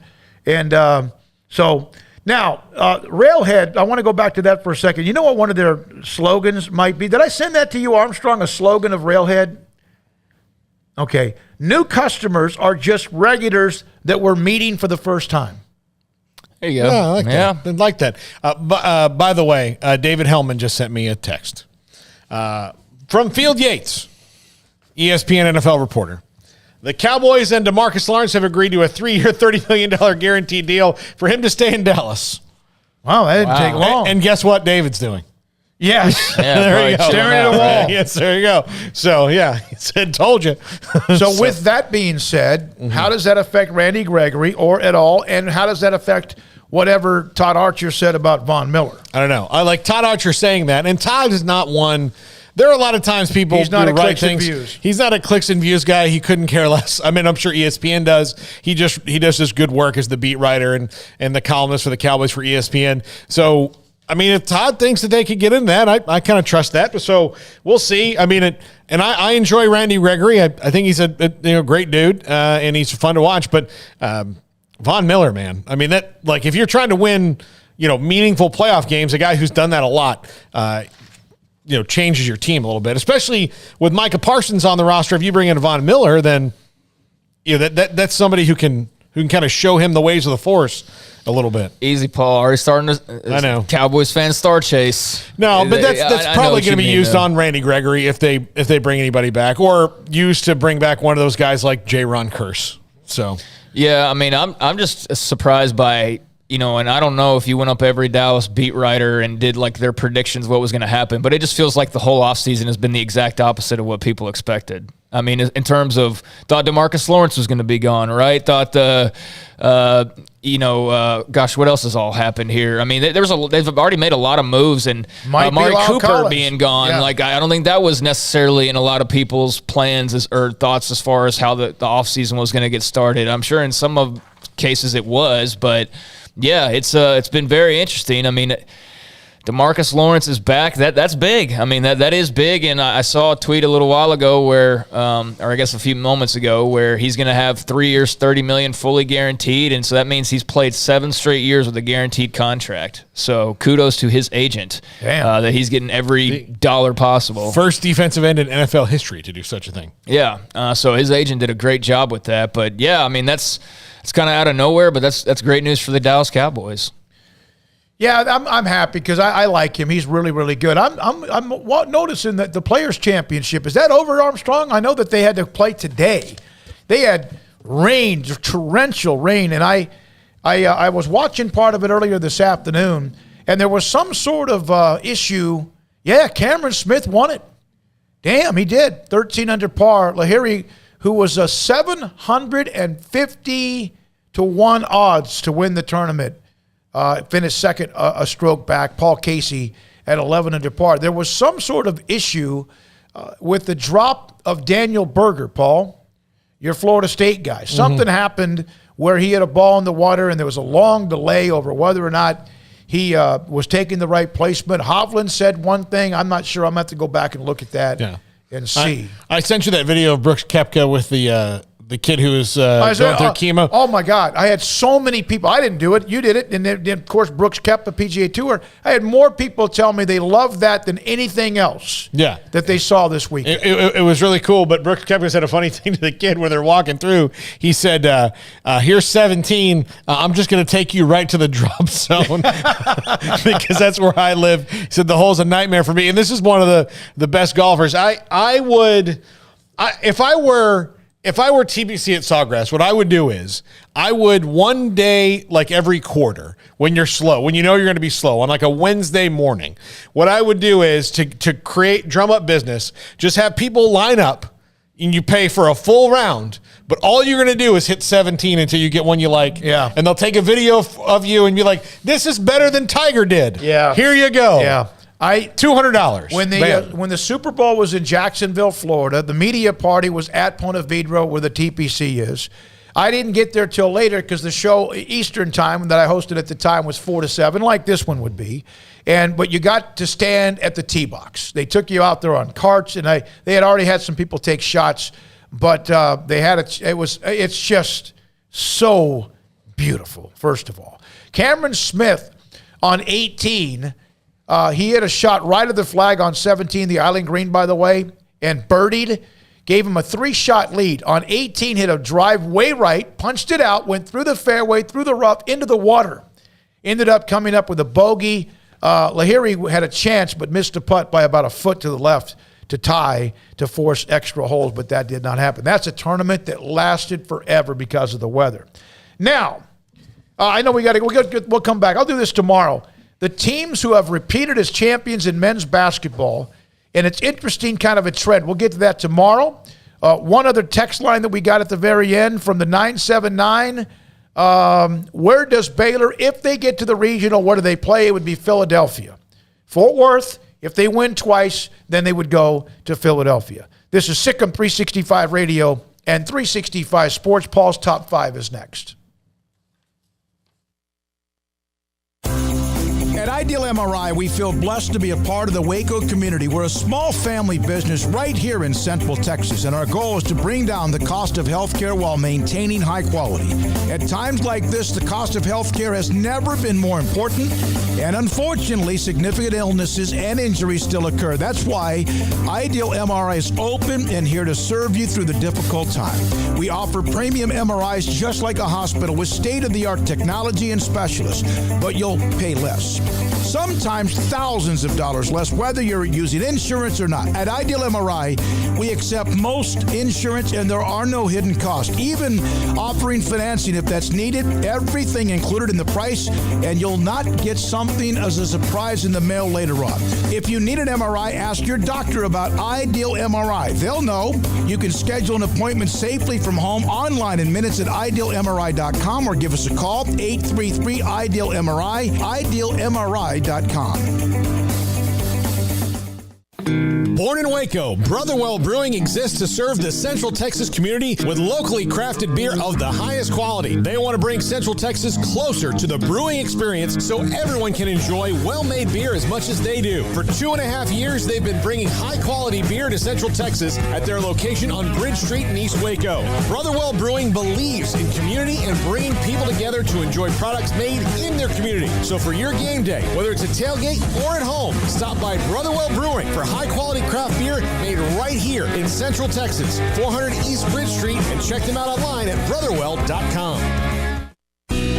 Let Camille Johnson Realtors guide you seamlessly through the process of buying your dream home or selling your current one. Commercial, farm and ranch, or residential, Camille Johnson Realtors can smoothly and successfully lead you through any transaction. With a team of 28 experienced agents who are excited about serving you, Camille Johnson Realtors services the entire greater Waco area. If you're in the market to buy or sell, contact Camille Johnson Realtors, 104 Midway Center in Woodway, or find them online at www.camillejohnson.com. Camille Johnson Realtors, elegant, charming, warm. Welcome home. Baylor Scott and White Southwest Sports Medicine and Orthopedics, the team physicians for Baylor Athletics, diagnosing and treating all sports-related injuries, including concussions. These specialists also provide orthopedic services for athletes and non-athletes alike, whether it's knee or shoulder pain, hand or wrist injury, orthopedic spine care, and even an arthritis and total joint clinic. Trust the doctors Baylor Athletics trusts. Baylor Scott and White Southwest Sports Medicine and Orthopedics wants to get you back in the game.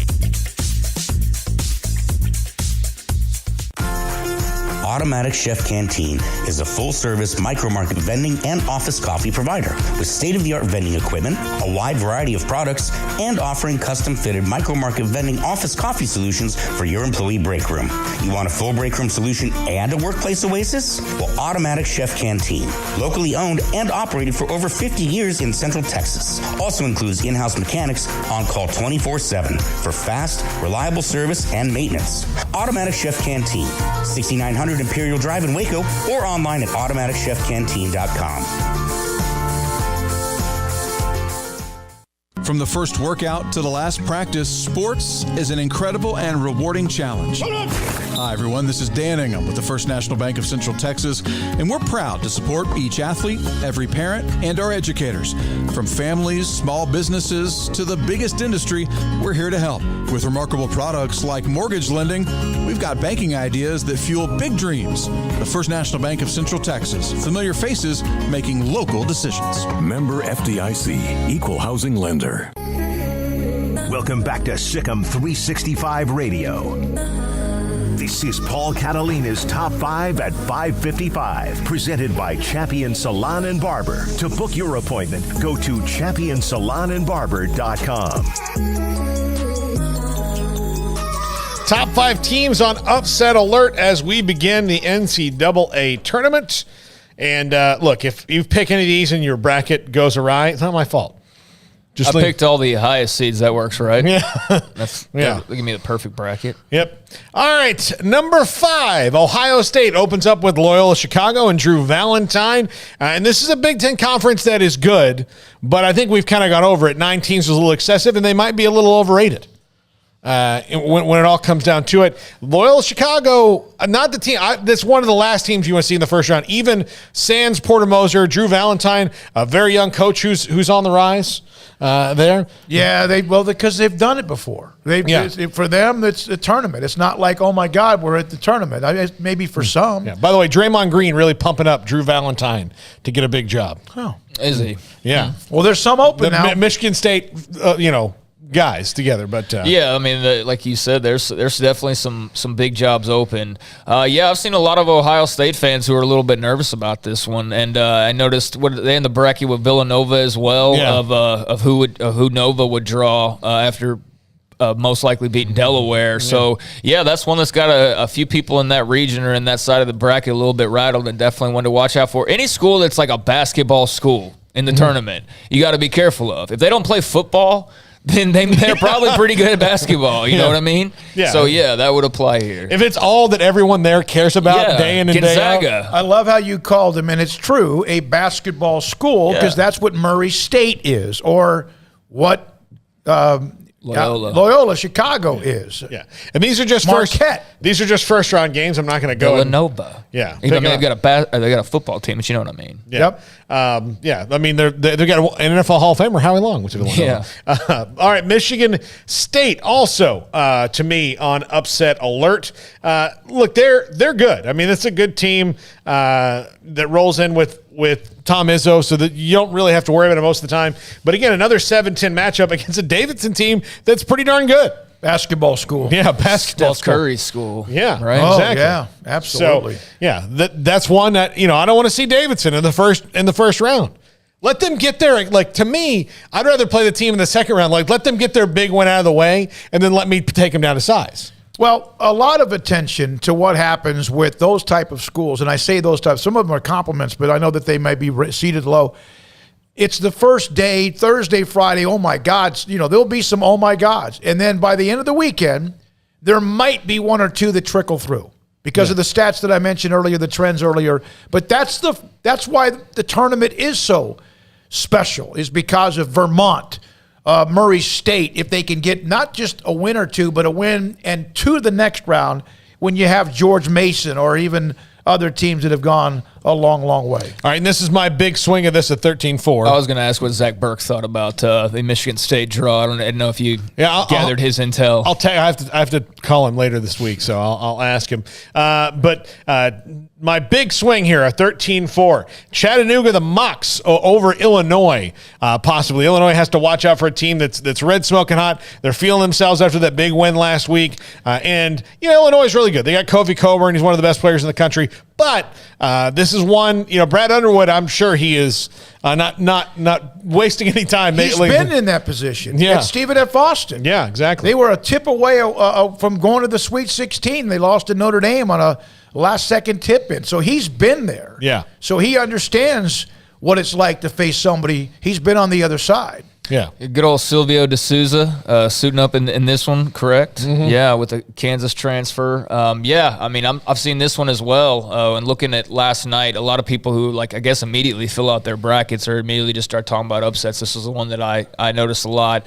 And you mentioned that Illinois has got a tremendous, great player, but it's about more than just that, and the Mocs are a dangerous team. So, yeah, Illinois definitely on upset watch. Yeah. Number 2, LSU. This is a team that, this is another 6-11 right here against Iowa State. Iowa State did not close the year the way that they'd want to, but if I'm an 11 seed and I draw a 6 team that just fired their coach under a scandal, I'd kind of welcome that as a fan, and I know that Evan said that LSU actually kind of could project out well to do something here in this tournament, but I do think that you lose your head coach last week unless you've got this real win one for the Gipper attitude, which I don't know if they will at LSU given everything that's going on.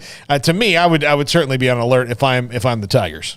Yeah, distractions, man. You don't want distractions. We hadn't even talked about the Will Wade thing. Yeah. That was not surprising at all, but 3 years late, still a pretty big deal. Yeah, and I think Gallagher put it, not the comedian, the basketball coach. Gallagher put it well earlier when he was talking about, everybody talks about Will Wade and what he did. But yeah, how many coaches got fired because he was cheating and winning and beating their teams, and they lost their jobs, and in some cases probably had to take a demotion or rework their way back up. And some school's going to be all over Will Wade as soon as he gets the all clear. As soon as, he's not going to have sanctions, boom, let's hire him. Absolutely. And he'll win there. And, as much as people want to talk about college football, that's why basketball is the dirtiest, because everybody knew this was going on, and Will Wade just kept on coaching, and LSU knew what was going on, and they just, until they had to make a move, until it was so bad that they had no choice, they weren't going to make a move. Well, and they also could get out of his contract. Get out of the buyout. Yeah, so. They had the reason, thanks to the NCAA ultimately. But yeah,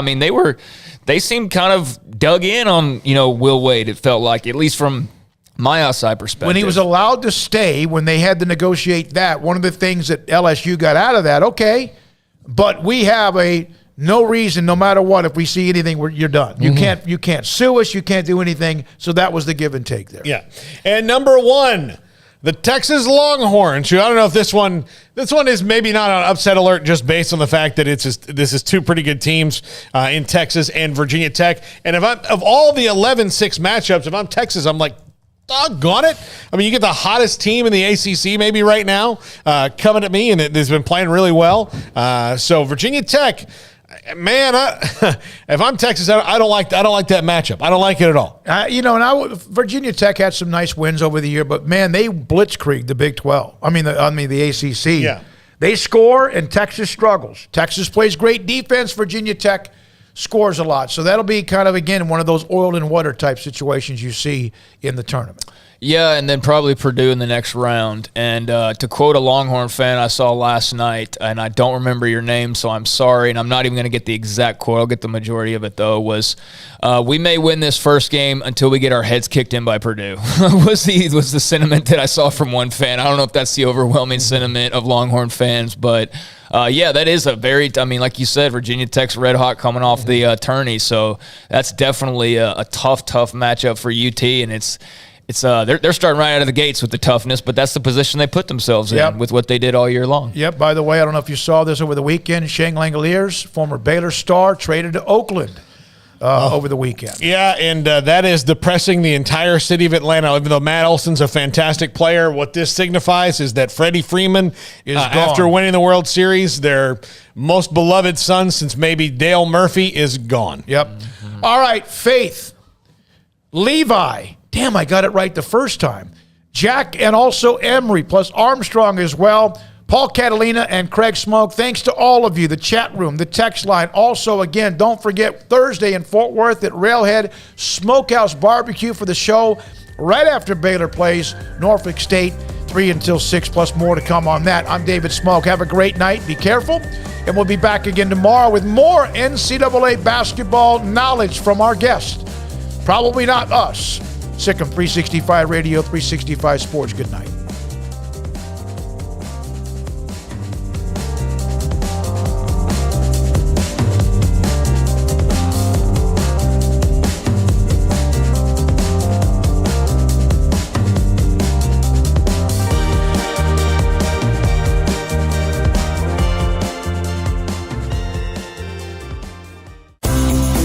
Ideal MRI is is a small family business right here in Central Texas. We're open to support you while lowering the cost of healthcare bills.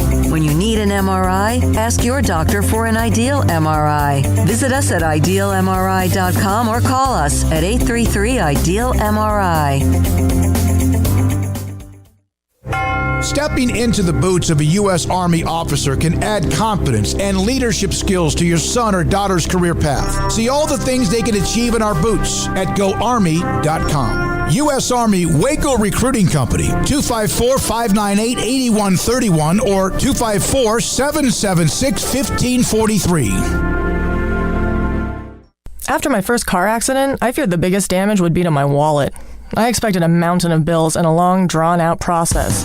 But my Texas Farm Bureau insurance agent was there when I needed her and helped me get back on my feet and in my car in no time. Instead of a hassle, I got reassurance and a quick recovery. Stop by and see our agents at one of our 3 McLennan County locations. Coverage and discounts are subject to qualifications and policy terms and may vary by situation.